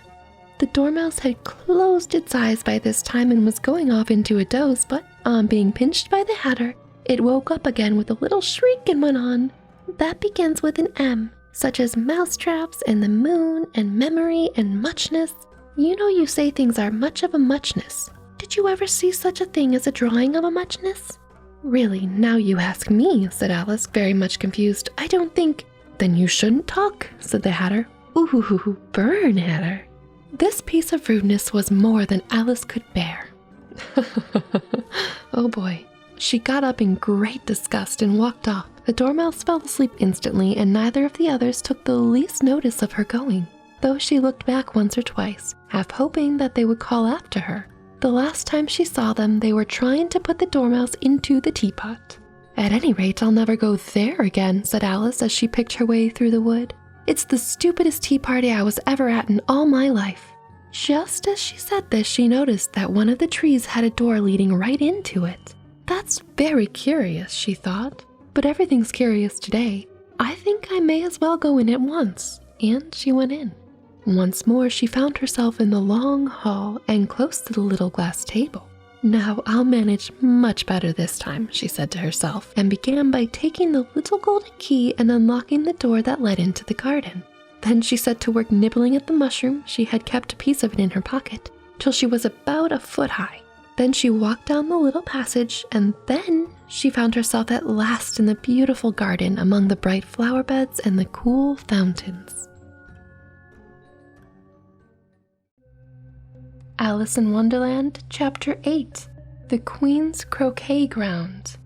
A large rose tree stood near the entrance of the garden. The roses growing on it were white, but there were 3 gardeners at it, busily painting them red. Alice thought this a very curious thing, and she went near to watch them, and just as she came up to them, she heard one of them say, "Look out now, 5, don't go splashing paint all over me like that." "I couldn't help it," said 5 in a sulky tone. 7 jogged my elbow. On which 7 looked up and said, "That's right, 5, always lay the blame on others." "You'd better not talk," said 5. "I've heard the Queen say only yesterday you deserve to be beheaded." "What for?" said the one who had spoken first. "That's none of your business too," said 7. "Yes, it is his business," said 5, "and I'll tell him. It was for his bringing the cooked tulip roots instead of onions." 7 flung down his brush and had just begun, well, of all the unjust things, when his eye chanced to fall upon Alice as she stood watching them, and he checked himself suddenly. The others looked around also, and all of them bowed low. "Would you tell me, please," said Alice a little timidly, "why you are painting those roses?" 5 and 7 said nothing, but looked at 2. 2 began in a low voice. "Why, the fact is, you see, miss, this here ought to have been a red rose tree, but we put in a white one by mistake. And if the Queen were to find out, we should all have our heads cut off, you know. So you see, miss, we're doing our best afore she comes to." At this moment, 5, who had been anxiously looking across the garden, called out, "The Queen! The Queen!" And all 3 gardeners instantly threw themselves flat upon their faces. There was a sound of many footsteps, and Alice looked round, eager to see the Queen. First came 10 soldiers carrying clubs. These were all shaped like the 3 gardeners, oblong and flat, with their hands and feet at the corners. Next, the 10 courtiers. They were ornamented all over with diamonds, and walked 2 and 2 as the soldiers did. After these came the royal children. There were 10 of them, and the little dears came jumping merrily along, hand in hand, in couples. They were all ornamented with hearts. Next came the guests, mostly kings and queens, and among them Alice recognized the White Rabbit. It was talking in a hurriedly nervous manner, smiling at everything that was said, and went on without noticing her. Then followed the Knave of Hearts, carrying the Queen's crown on a crimson velvet cushion, and last of all this grand procession came the King and Queen of Hearts. Alice was rather doubtful whether she ought not to lie down on her face like the 3 gardeners, but she could not remember ever having heard of such a rule at processions. And besides, what would be the use of a procession, thought she, if people had to lie down on their faces so they couldn't see it? So she stood where she was and waited. Then the procession came opposite to Alice, and they all stopped and looked at her, and the Queen said severely, "Who is this?" She said it to the Knave of Hearts, who only bowed and smiled in reply. "Idiot," said the Queen, tossing her head impatiently, and turning to Alice, she went on, "What is your name, child?" "My name is Alice, so please your majesty," said Alice very politely, but she added to herself, "Why, they're only a pack of cards after all. I needn't be afraid of them." "And who are these?" said the Queen, pointing to the 3 gardeners who were lying round the rose tree. For you see, as they were lying on their faces and the pattern on their backs was the same as the rest of the pack, she could not tell whether they were gardeners or soldiers or courtiers or 3 of her own children. "How should I know?" asked Alice, surprised at her own courage. "It's no business of mine." The Queen turned crimson with fury, and after glaring at her for a moment like a wild beast, began screaming, "Off with her head! Off with—" "Nonsense," said Alice very loudly and decidedly, and the Queen was silent. The King laid his hand upon her arm and timidly said, "Consider, my dear, she's only a child." The Queen turned angrily away from him and said to the Knave, "Turn them over." The Knave did so, very carefully, with 1 foot. "Get up," said the Queen in a shrill, loud voice, and the gardeners instantly jumped up and began bowing to the King, the Queen, the royal children, and everybody else. "Leave off that," screamed the Queen. "You make me giddy." And then, turning to the rose tree, she went on, "What have you been doing here?" "May it please your majesty," said 2 in a very humble tone, going down on one knee as he spoke. "We were trying—" "I see," said the queen, who had meanwhile been examining the roses. "Off with their heads!" And the procession moved on, 3 of the soldiers remaining behind to execute the unfortunate gardeners, who ran to Alice for protection. "You shan't be beheaded," said Alice, and she put them in a large flower pot that stood near. The 3 soldiers wandered about for a minute or 2 looking for them, and then quietly marched off after the others. "Are their heads off?" shouted the queen. "Their heads are gone, if it please your majesty," the soldiers shouted in reply, and technically they're not wrong. "That's right," shouted the queen. "Can you play croquet?" The soldiers were silent and looked at Alice, as the question was evidently meant for her. "Yes," shouted Alice. "Come on then," roared the queen, and Alice joined the procession, wondering very much what would happen next. "It's a very fine day," said a timid voice at her side. She was walking by the white rabbit, who was peeping anxiously into her face. "Very," said Alice. "Where's the Duchess?" "Hush, hush," said the rabbit in a low, hurried tone. He looked anxiously over his shoulder as he spoke, then raised himself up on tiptoe, put his mouth close to her ear and whispered, "She's under sentence of execution." "What for?" said Alice. "Did you say, 'what a pity'?" the rabbit asked. "No, I didn't," said Alice. "I don't think it's at all a pity. I said, 'what for?'" "She boxed the queen's ears," the rabbit began. Alice gave a little scream of laughter. "Oh, hush," the rabbit whispered in a frightened tone. "The queen will hear you. You see, she came rather late, and the queen said—" "Get to your places," shouted the queen in a voice of thunder, which I don't want to shout even though the queen is shouting, because I feel like this is supposed to be quiet time for all, right? And the people began running about in all directions, tumbling up against each other. However, they got settled down in a minute or 2, and the game began. Alice thought she had never seen such a curious croquet ground in her life. It was all ridges and furrows. The croquet balls were live hedgehogs and the mallets live flamingos, and the soldiers had to double themselves up and stand on their hands and feet to make the arches. Clearly, animal cruelty was used in the making of this game. The chief difficulty Alice found at first was in managing her flamingo. She succeeded in getting its body tucked away comfortably enough under her arm with its legs hanging down. But generally, just as she had got its neck nicely straightened out and it was going to give the hedgehog a blow with its head, it would twist itself round and look up in her face with such a puzzled expression that she could not help bursting out laughing. And when she had got its head down and was going to begin again, it was very provoking to find that the hedgehog had unrolled itself and was in the act of crawling away. Besides all this, there was generally a ridge or a furrow in the way whenever she wanted to send the hedgehog to, and as the doubled-up soldiers were always getting up and walking off to other parts of the ground, Alice soon came to the conclusion that it was a very difficult game indeed. The players all played at once without waiting for turns, quarreling all the while and fighting for the hedgehogs. And in a very short time, the queen was in a furious passion and went stamping about and shouting, "Off with his head!" or "Off with her head!" about once in a minute. Alice began to feel very uneasy. To be sure, she had not as yet any dispute with the queen, but she knew that it might happen any minute. And then she thought, what would become of me? They're dreadfully fond of beheading people here. The great wonder is that anyone's left alive. She was looking about for some way of escape and wondering whether she could get away without being seen, when she noticed a curious appearance in the air. It puzzled her very much at first, but after watching it a minute or 2, she made it out to be a grin. And she said to herself, "It's the Cheshire Cat. Now I shall have somebody to talk to."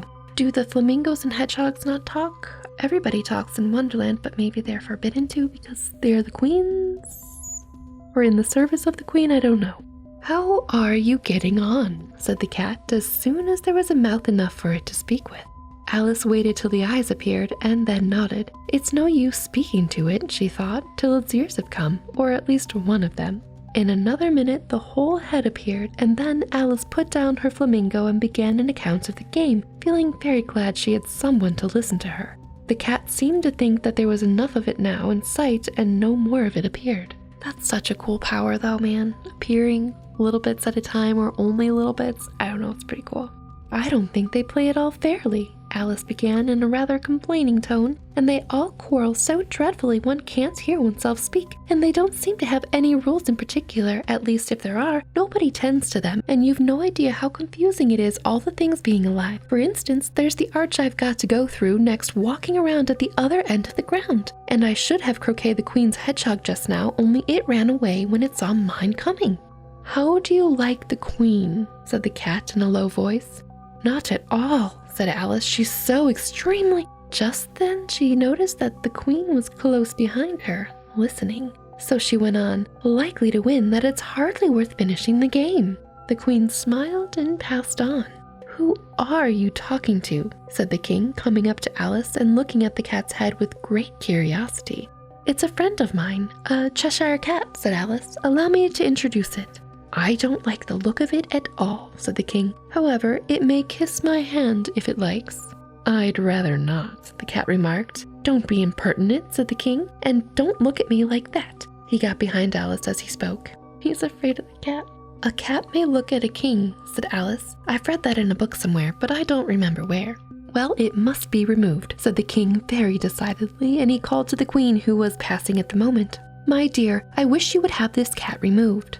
The Queen had only one way of settling all difficulties, great or small. "Off with his head," she said without even looking around. "I'll fetch the executioner myself," said the King eagerly, and he hurried off. Alice thought she might as well go back to see how the game was going on. But her friend or confidant is about to be beheaded. Admittedly, it's just a head floating around, but she's just going to leave it to its fate. Ooh, boy. As she heard the Queen's voice in the distance, screaming with passion, she had already heard her sentence 3 of the players to be executed for having missed their turns, so she did not like the look of things at all, as the game was in such confusion that she never knew whether it was her turn or not. So she went off in search of her hedgehog.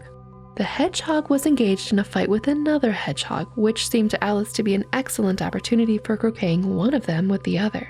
The only difficulty was that her flamingo was gone across the yard to the other side of the garden, where Alice could see it trying in a helpless sort of way to fly up into a tree. Yeesh, this game is chaos. By the time she had caught the flamingo and brought it back, the fight was over and both hedgehogs were out of sight. But it doesn't matter much, thought Alice, as all the arches are gone from this side of the ground. So she tucked it away under her arm that it might not escape again, and went back to have a little more conversation with her friend. When she got back to the Cheshire Cat, she was to find quite a large crowd collected around it. There was a dispute going on between the executioner, the King, and the Queen, who were all talking at once, while all the rest were quite silent and looked very uncomfortable.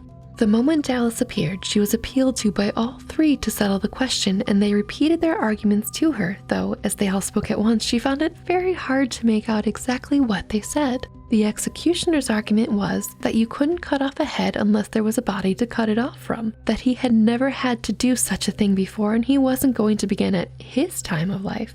The King's argument was that anything that had a head could be beheaded, and that you weren't to talk nonsense.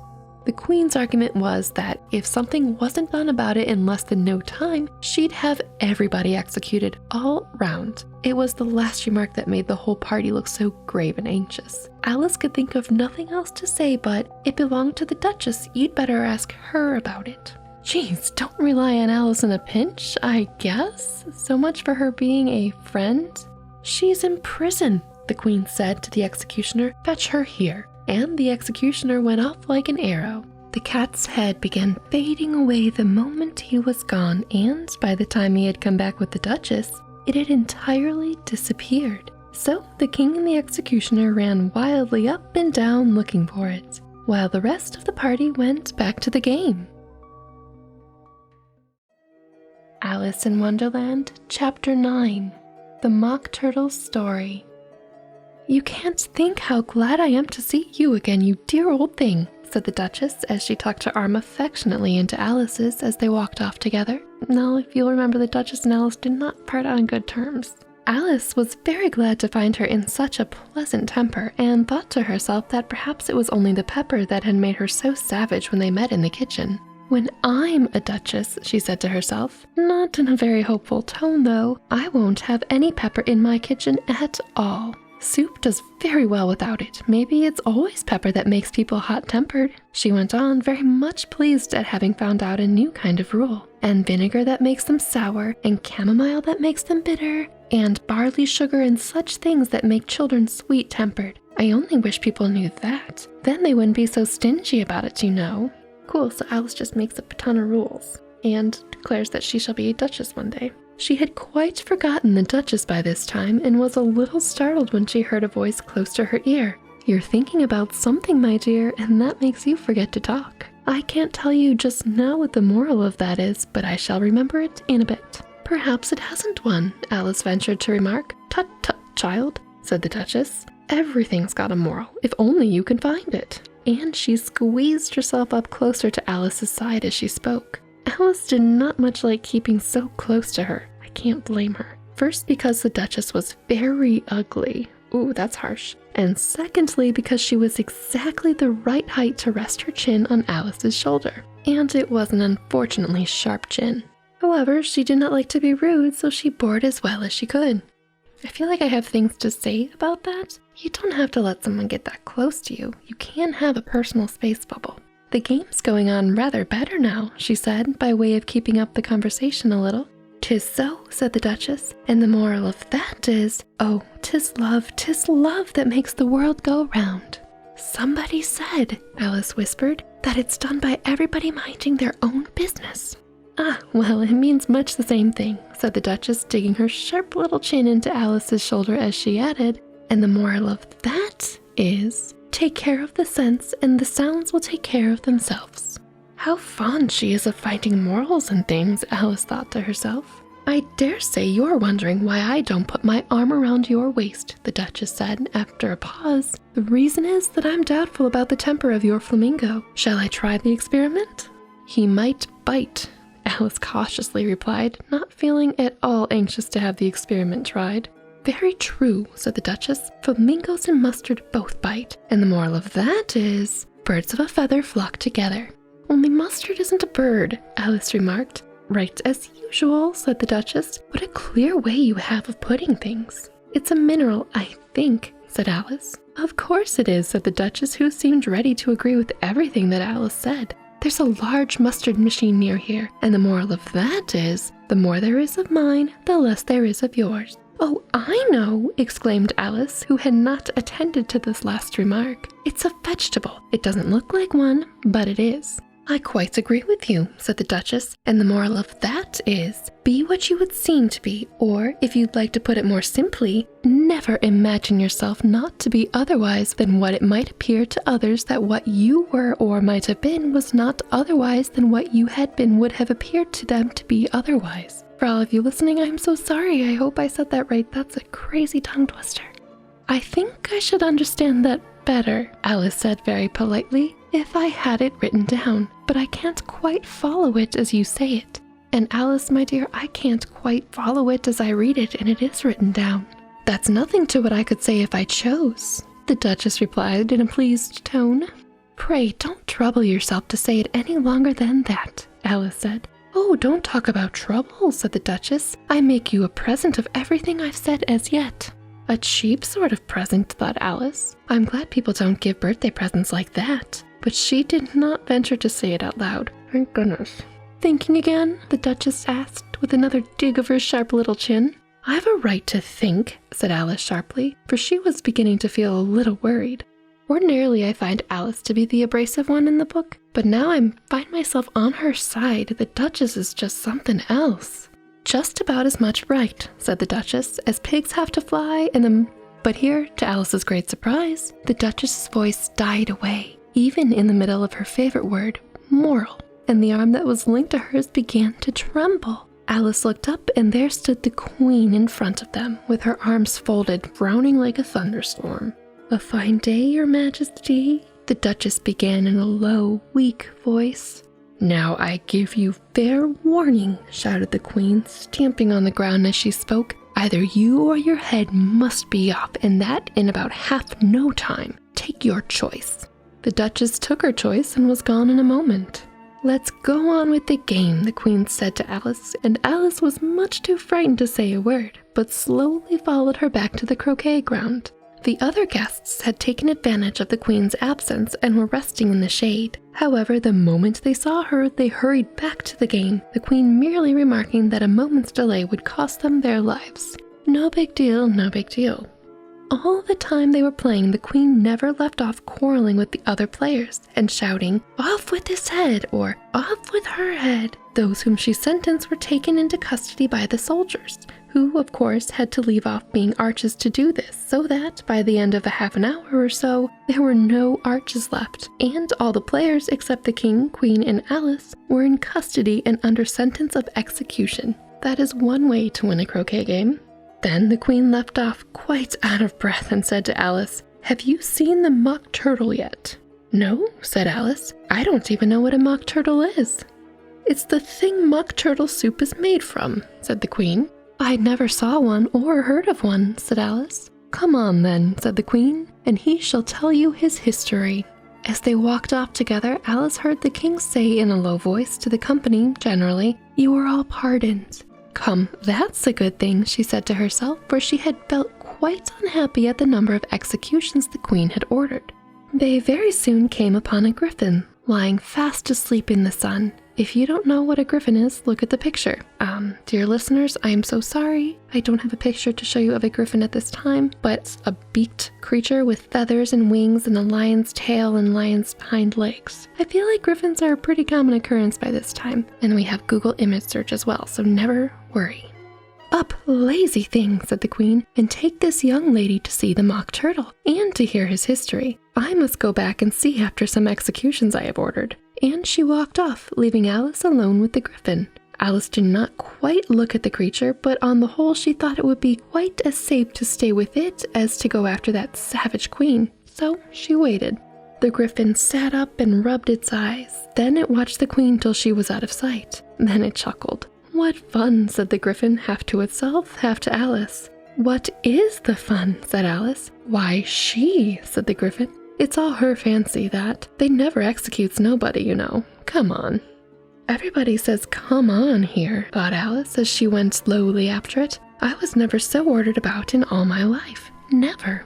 They had not gone far before they saw the mock turtle in the distance, sitting sad and lonely on a little ledge of rock, and as they came nearer, Alice could hear him singing as if his heart would break. She pitied him deeply. "What is his sorrow?" she asked the griffin, and the griffin answered, very nearly in the same words as before, "It's all his fancy, that. He hasn't got no sorrow, you know. Come on."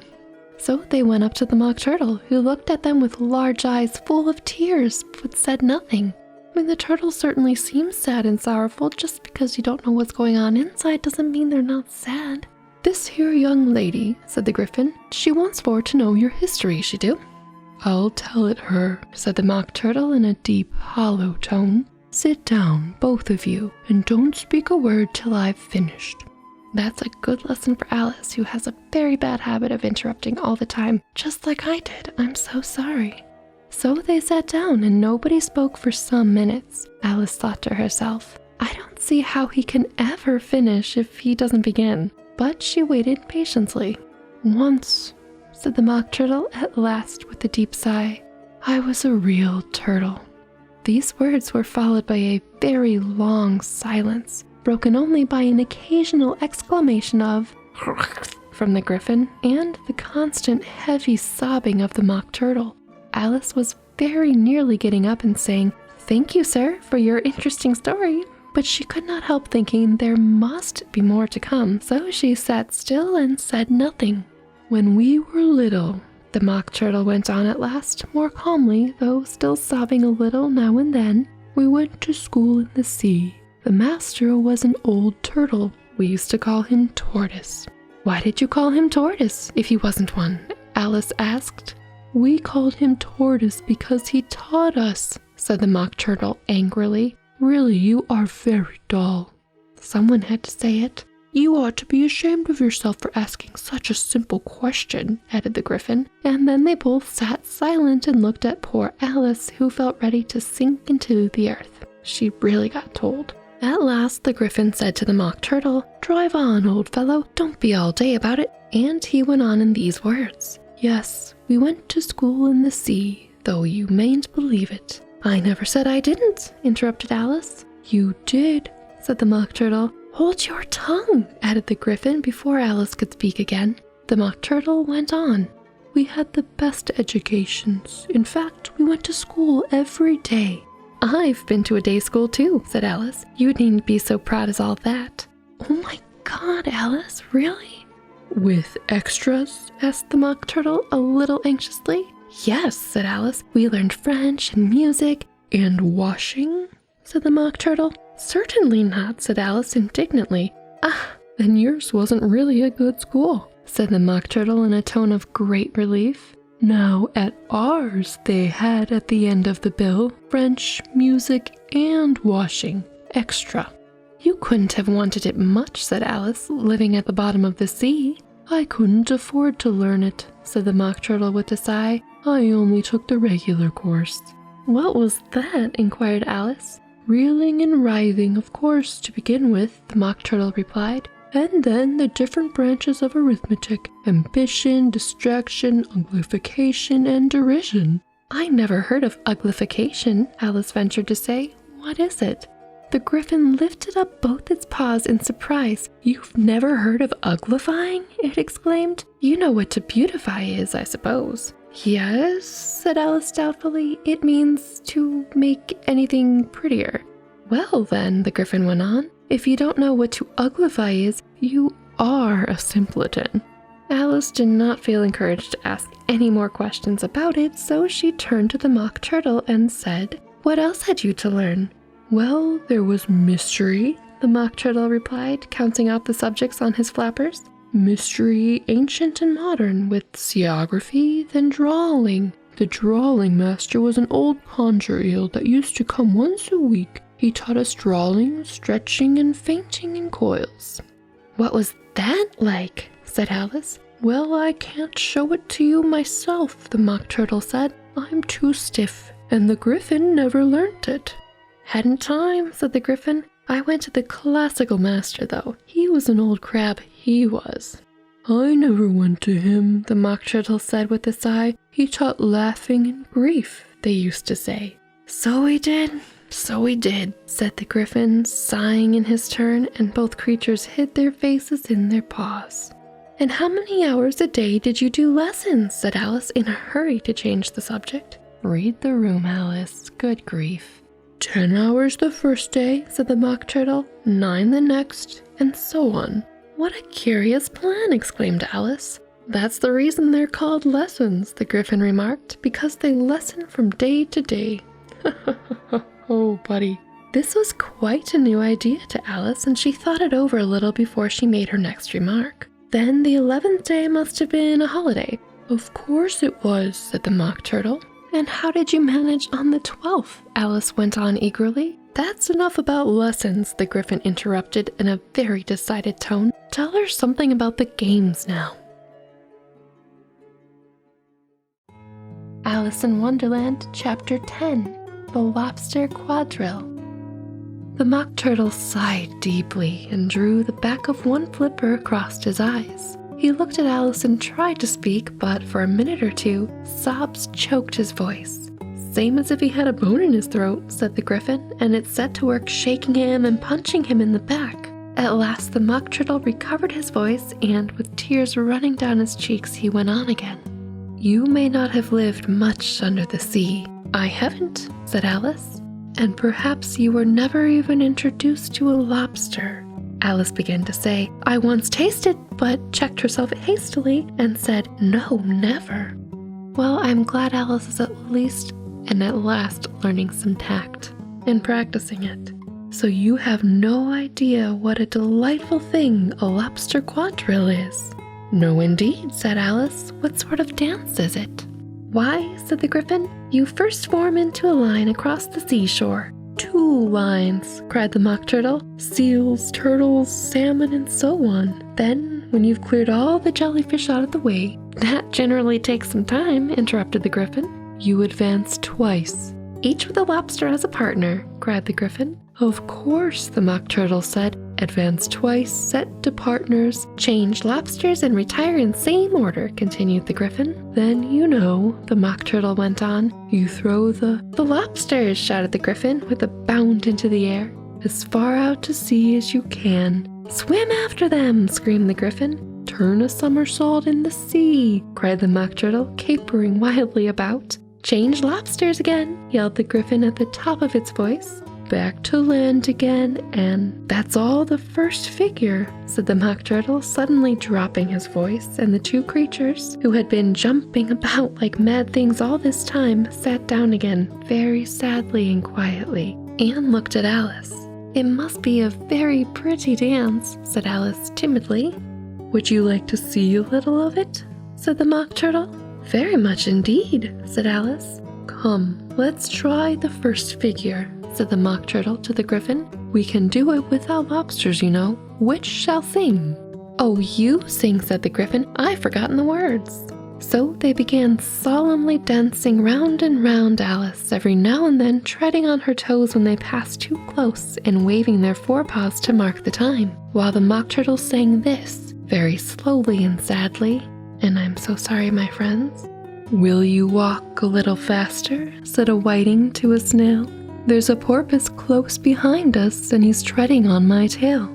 See how eagerly the lobsters and the turtles all advance. They are waiting on the shingle. Will you come and join the dance? Will you, won't you? Will you, won't you? Will you join the dance? Will you, won't you? Will you, won't you? Won't you join the dance? You can really have no notion how delightful it will be when they take us up and throw us with the lobsters out to sea. But the snail replied, too far, and gave a look askance. Said he thanked the whiting kindly, but he would not join the dance. Would not, could not, would not, could not, would not join the dance. Would not, could not, would not, could not join the dance. What matters it how far we go, his scaly friend replied. The further off from England, the nearer is to France. There's another shore, you know, upon the other side. Then turn not pale, beloved snail, but come and join the dance. Will you, won't you, will you, won't you, won't you, will you join the dance?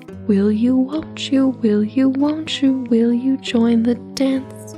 Thank you. It is a very interesting dance to watch, said Alice, feeling very glad that it was over at last. And I do so like that curious song about the whiting. I'm so glad Alice is finally learning and practicing tact for real. Oh, as to the whiting, said the Mock Turtle, you've seen them, of course. Yes, said Alice. I've often seen them at Din. She checked herself hastily. I don't know where Din may be, said the Mock Turtle, but if you have seen them so often, of course you know what they're like. I believe so, Alice replied thoughtfully. They have their tails in their mouths, and they're all over crumbs. You're wrong about the crumbs, said the Mock Turtle. Crumbs would all wash off in the sea. But they have their tails in their mouths, and the reason is... Here the Mock Turtle yawned and shut his eyes. Tell her about the reason and all that, he said to the Griffin. The reason is, said the Griffin, that they would go with the lobsters to the dance. So they got thrown out to sea. So they had to fall a long way. So they got their tails fast in their mouths. So they couldn't get them out again. That's all. Thank you, said Alice. It's very interesting. I never knew so much about a whiting before. I can tell you more than that if you'd like, said the Griffin. Do you know why it's called a whiting? I never thought about it, said Alice. Why? It does the boots and shoes, the Griffin replied very solemnly. What? Alice was thoroughly puzzled. Does the boots and shoes? She repeated in a wondering tone. Why, what are your shoes done with? Said the Griffin. I mean, what makes them so shiny? Alice looked down at them and considered a little before she gave her answer. They're done with blacking, I believe. Boots and shoes under the sea, the Griffin went on in a deep voice, are done with whiting. Now you know. And now I know, I guess. What are they made of? Alice asked in a tone of great curiosity. Soles and eels, of course. Wow. The Griffin replied, rather impatiently. Any shrimp could have told you that. If I'd have been the whiting, said Alice, whose thoughts were still running on the song, I'd have said to the porpoise, keep back, please. We don't want you with us. Dang, Alice.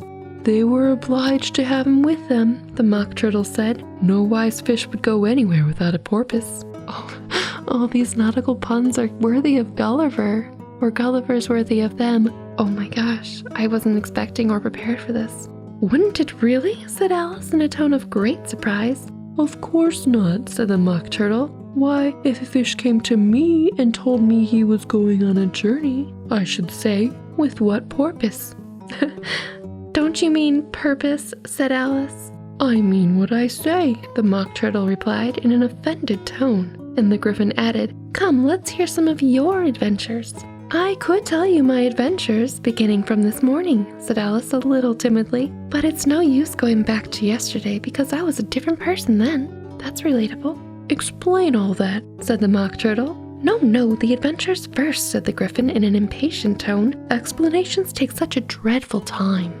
So Alice began telling them her adventures from the time when she first saw the White Rabbit. She was a little nervous about it, just at first. The two creatures got so close to her, one on each side, and opened their eyes and mouths so very wide. But she gained courage as she went on. Her listeners were perfectly quiet till she got to the part about her repeating, You are old, Father William, to the caterpillar, and the words all coming different, and then the Mock Turtle drew a long breath and said, That's very curious. It's all about as curious as it can be, said the Gryphon. It came all different, the Mock Turtle repeated thoughtfully. I should like to hear her try repeating something now. Tell her to begin. He looked at the Gryphon as if he thought it had some kind of authority over Alice. Oh boy. Stand up and repeat. 'Tis the voice of the sluggard, said the Gryphon. How the creatures order one about and make one repeat lessons, thought Alice. I might just as well be at school at once. However, she got up and began to repeat it, but her head was so full of the Lobster-Quadrille that she hardly knew what she was saying, and the words came very queer indeed. 'Tis the voice of the lobster, I heard him declare. You have baked me too brown, I must sugar my hair. As a duck with his eyelids, so he with his nose trims his belt and his buttons and turns out his toes. When the sands are all dry, he is gay as a lark, and will talk in contemptuous tones of the shark. But when the tide rises and sharks are around, his voice has a timid and tremulous sound. That's different from what I used to say when I was a child, said the Gryphon. Well, I never heard it before, said the Mock Turtle, but it sounds uncommon nonsense. Alice said nothing. She had sat down with her face in her hands, wondering if anything ever would happen in a natural way again. I should like to have it explained, said the Mock Turtle. She can't explain it, said the Gryphon hastily. Go on with the next verse. But what about his toes? The Mock Turtle persisted. How could he turn them out with his nose, you know? It's the first position in dancing, Alice said, but she was dreadfully puzzled by the whole thing and longed to change the subject. Go on with the next verse, the Gryphon repeated. It begins, I passed by his garden. Alice did not dare to disobey, though she felt sure it would all come wrong, and she went on in a trembling voice. I passed by his garden and marked with one eye how the owl and the panther were sharing a pie. The panther took pie crust and gravy and meat, while the owl had the dish as its share of the treat. When the pie was all finished, the owl, as a boon, was kindly permitted to pocket the spoon, while the panther received knife and fork with a growl, and concluded the banquet by, What is the use of repeating all that stuff? The Mock Turtle interrupted. If you don't explain it as you go on, it is by far the most confusing thing I ever heard. Yes, I think you'd better leave off, said the Gryphon, and Alice was only too glad to do so. Shall we try another figure of the Lobster-Quadrille? The Gryphon went on. Or would you like the Mock Turtle to sing you another song?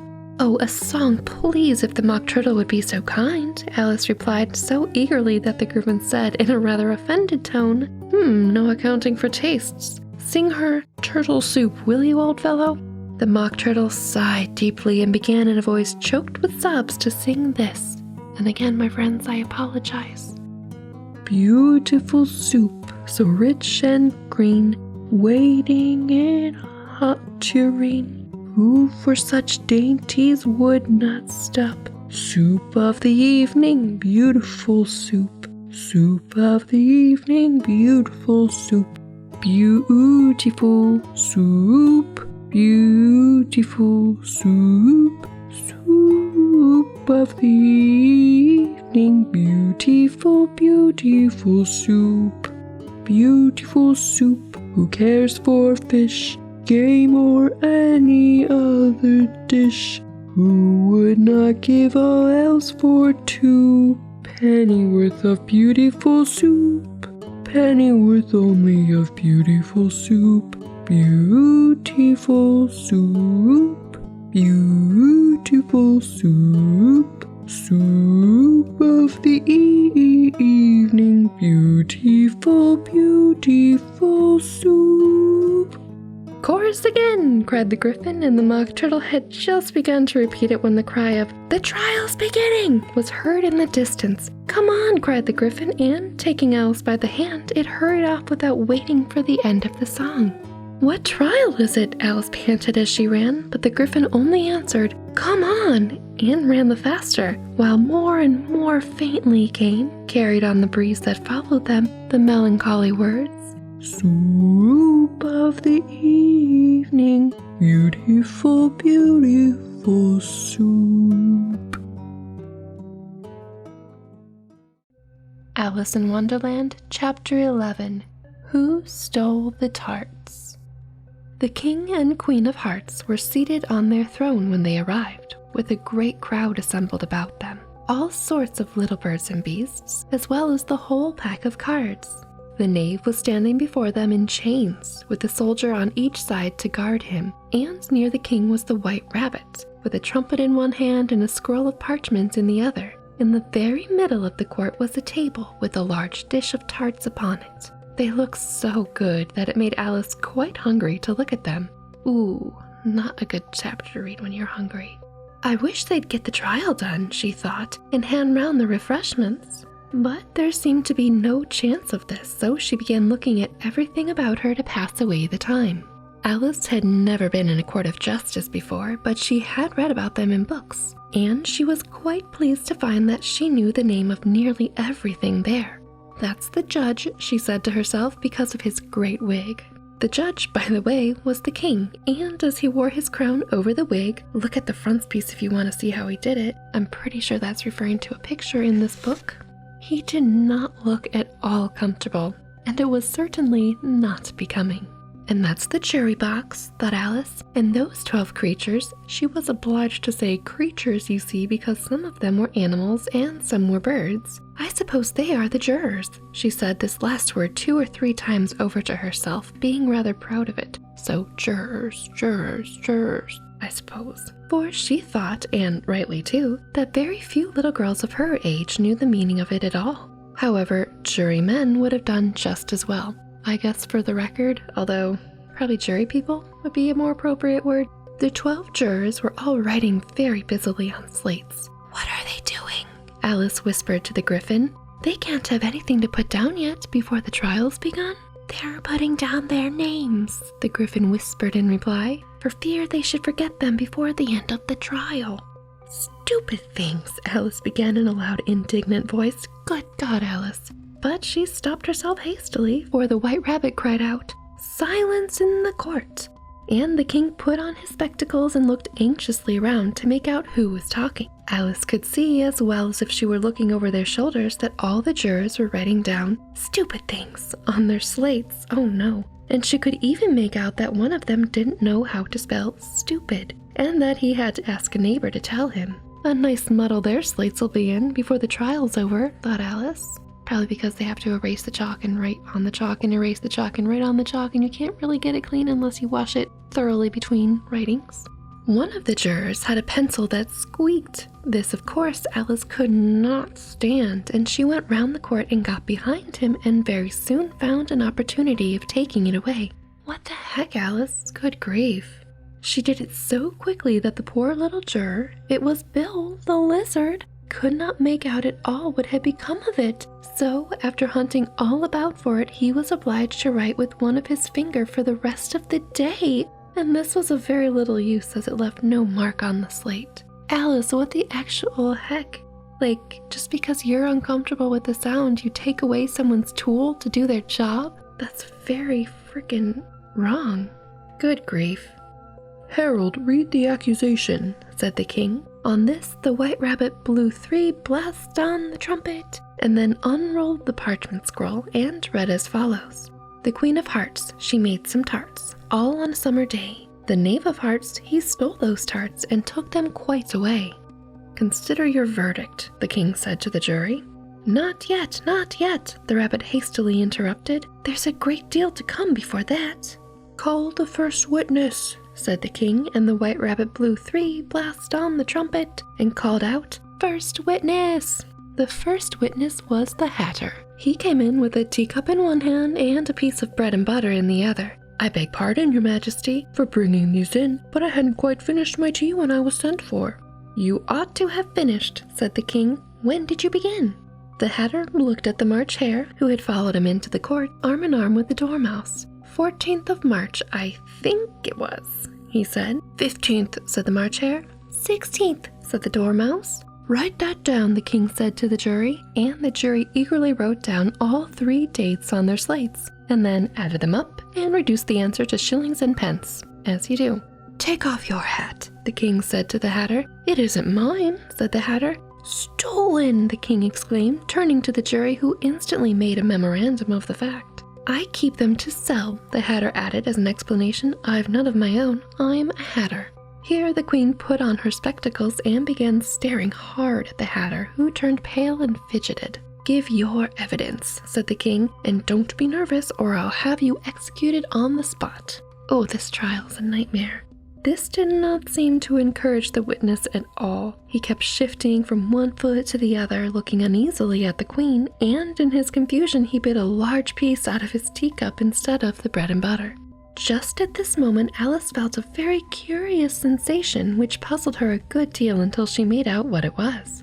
She was beginning to grow larger again, and she thought at first she would get up and leave the court, but on second thoughts, she decided to remain where she was as long as there was room for her. Is this a change in height that Alice did not bring upon herself? Quelle surprise! I wish you wouldn't squeeze so, said the Dormouse, who was sitting next to her. I can hardly breathe. I can't help it, said Alice very meekly. I'm growing. You've no right to grow here, said the Dormouse. Don't talk nonsense, said Alice more boldly. You know you're growing too. Yes, but I grow at a reasonable pace, said the Dormouse. Not in that ridiculous fashion. And he got up very sulkily and crossed over to the other side of the court. All this time, the queen had never left off staring at the Hatter, and just as the Dormouse crossed the court, she said to one of the officers of the court, Bring me the list of the singers in the last concert, on which the wretched Hatter trembled so that he shook off both his shoes. Give your evidence, the king repeated angrily, or I'll have you executed whether you are nervous or not. Darned if you do, darned if you don't, am I right? I'm a poor man, Your Majesty, the Hatter began in a trembling voice, and I hadn't begun my tea. Not above a week or so, and what with the bread and butter getting so thin and the twinkling of the tea. The twinkling of what? Said the king.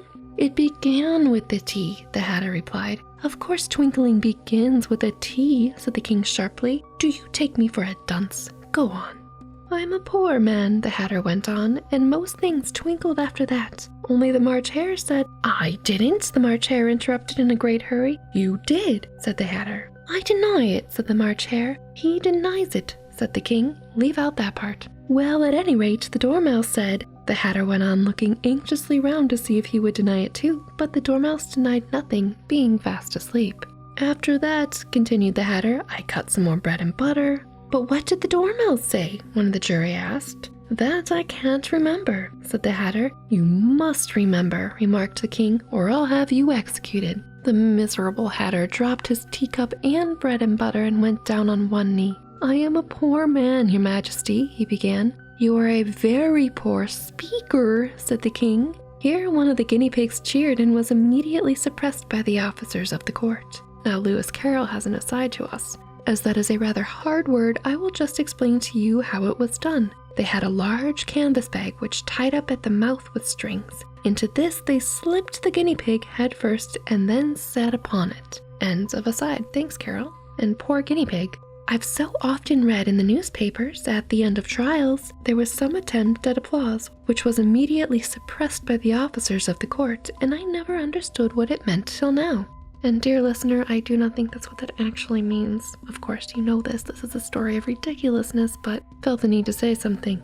If that's all you know about it, you may stand down, continued the king. I can't go no lower, said the hatter. I'm on the floor as it is. Then you may sit down, the king replied. Here the other guinea pig cheered and was suppressed. Come, that finishes the guinea pigs, thought Alice. Now we shall get on better. What? I'd rather finish my tea, said the hatter with an anxious look at the queen who was reading the list of singers. You may go, said the king, and the hatter hurriedly left the court without even waiting to put his shoes on. And just take his head off outside, the queen added to one of the officers, but the hatter was out of sight before the officer could get to the door. Oh, thank goodness.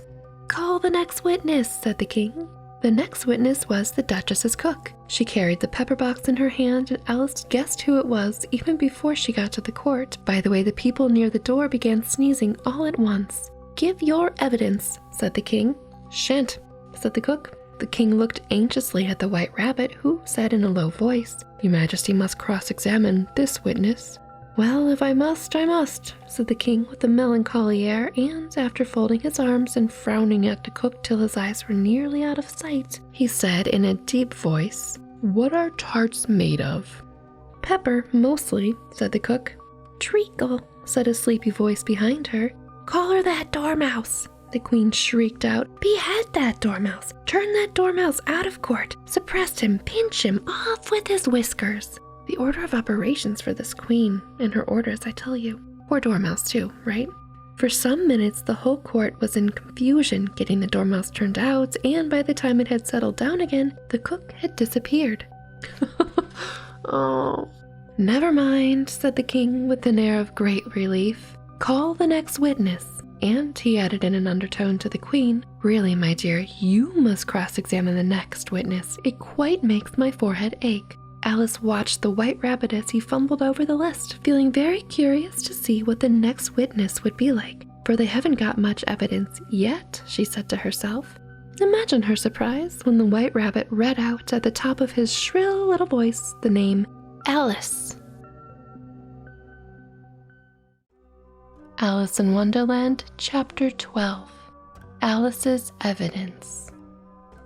Here, cried Alice, quite forgetting in the flurry of the moment how large she had grown in the last few minutes. And she jumped up in such a hurry that she tipped over the jury box with the edge of her skirt, upsetting all the jurymen on to the heads of the crowd below. And there they lay, sprawling about, reminding her very much of a globe of goldfish she had accidentally upset the week before.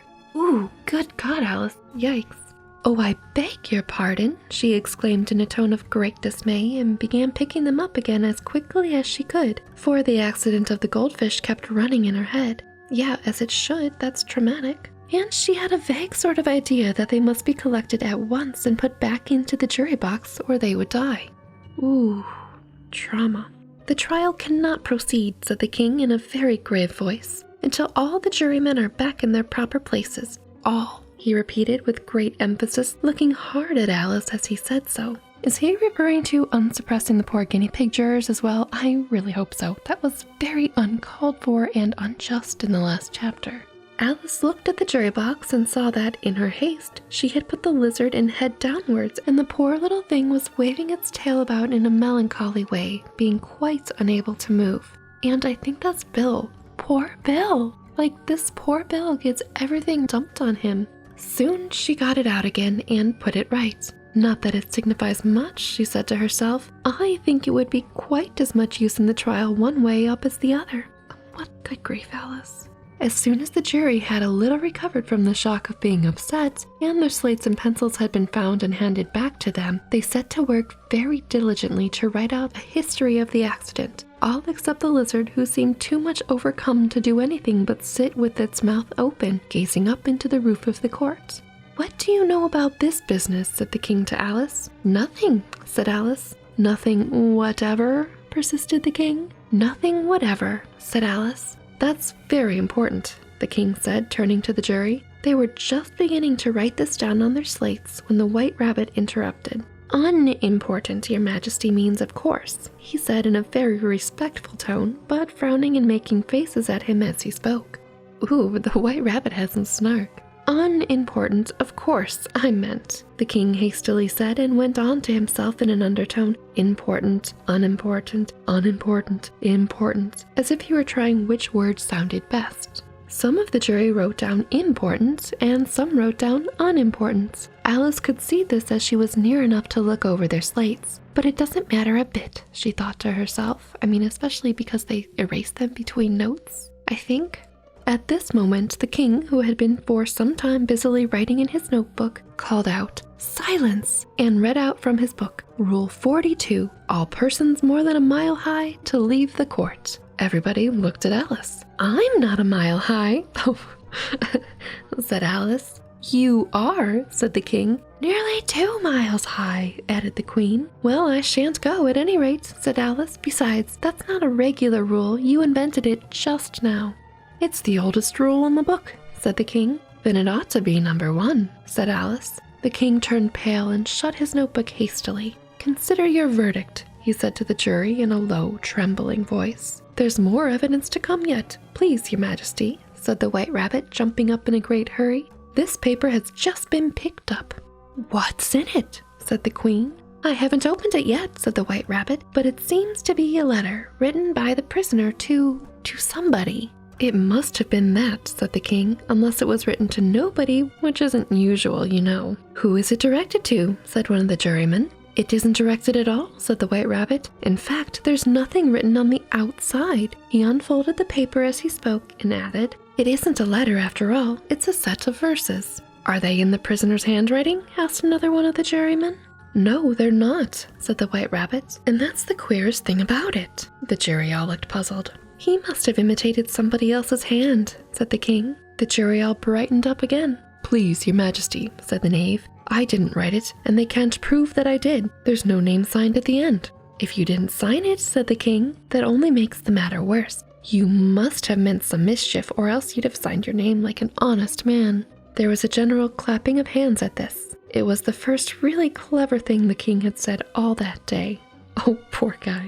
"That proves his guilt, of course," said the queen, "so off with it." "It doesn't prove anything of the sort," said Alice. "Why, you don't even know what they're about."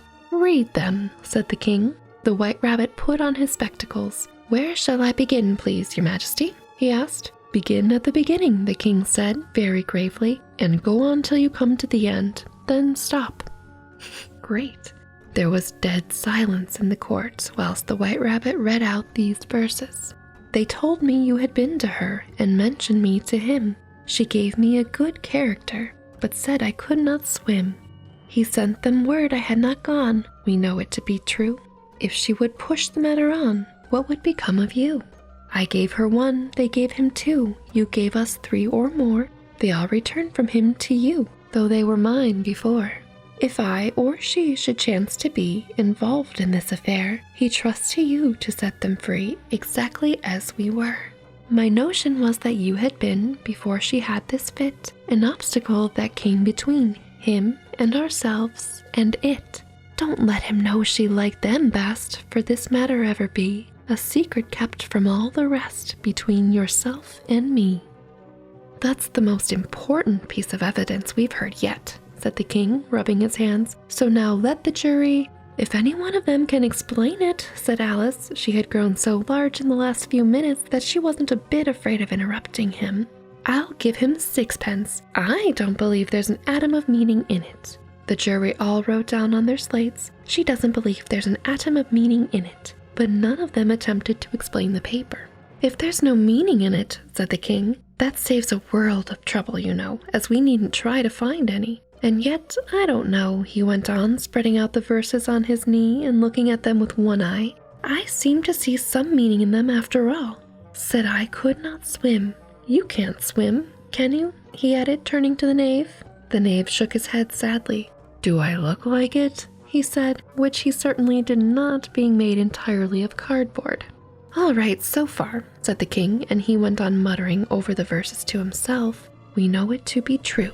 That's the jury, of course. If she should push the matter on, that must be the queen. What would become of you? What indeed? I gave her 1, they gave him 2. Why, that must be what he did with the tarts, you know. But it goes on. They all returned from him to you," said Alice. "Why, there they are," said the king triumphantly, pointing to the tarts on the table. "Nothing can be clearer than that. Then again, before she had this fit, you never had fits, my dear, I think," he said to the queen. "Never," said the queen, furiously throwing an inkstand at the lizard as she spoke. In complete contradiction. The unfortunate little Bill had left off writing on his slate with one finger as he found it made no mark. But now he hastily began again, using the ink that was trickling down his face as long as it lasted. Oh, poor Bill. Poor Bill is so sad. I guess use what you got, but oof, duck. "Then the words don't fit you," said the king, looking round the court with a smile. "Oh, what a good pun, your majesty." There was dead silence. "You got a chuckle from me, though." "It's a pun," the king added in an angry tone, and everybody laughed. "Let the jury consider their verdict," the king said for about the 20th time that day. "No, no," said the queen. "Sentence first, verdict afterwards." "Stuff and nonsense," said Alice loudly. "The idea of having the sentence first." "Hold your tongue," said the queen, turning purple. "I won't," said Alice. "Off with her head," the queen shouted at the top of her voice. Nobody moved.